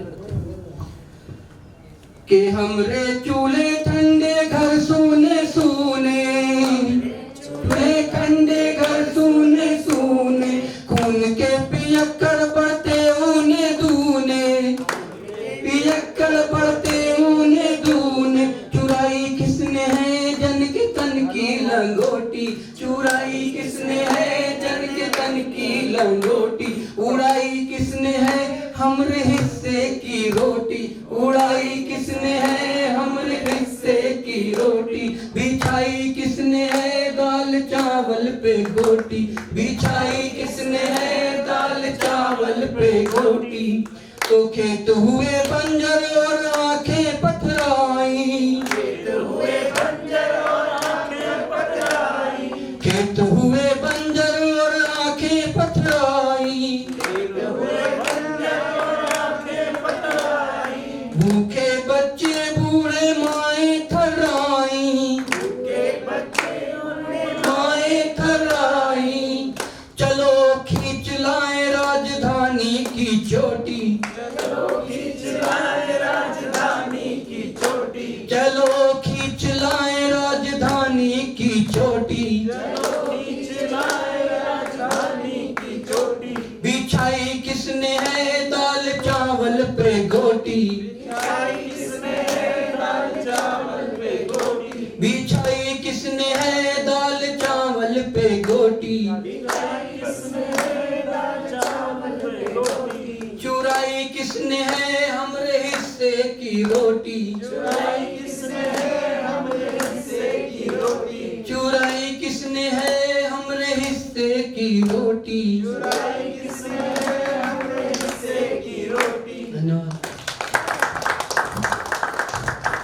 चलिए तो एक बार जोरदार इनकलाब जिंदाबाद बोलेंगे, फिर से नई मीटिंग की तैयारी करेंगे और वहां पर हम चर्चा करेंगे और पूरी उम्मीद और ताकत के साथ। इनकलाब जिंदाबाद, जिंदाबाद जिंदाबाद, इनकलाब जिंदाबाद, जिंदाबाद जिंदाबाद, दलित आदिवासी एकता जिंदाबाद, जिंदाबाद जिंदाबाद, मजदूर एकता जिंदाबाद, जिंदाबाद जिंदाबाद, महिला एकता जिंदाबाद, जिंदाबाद जिंदाबाद, किसान एकता जिंदाबाद, जिंदाबाद जिंदाबाद, छात्र एकता जिंदाबाद, जिंदाबाद जिंदाबाद, और हम सबकी ताकत जिंदाबाद, जिंदाबाद जिंदाबाद। तो अभी ये सामने देखना।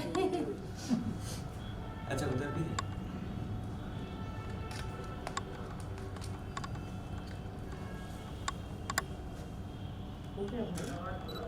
इनकलाब जिंदाबाद जिंदाबाद जिंदाबाद इनकलाब जिंदाबाद जिंदाबाद जिंदाबाद। पहले ना स्टील ले लिया करो।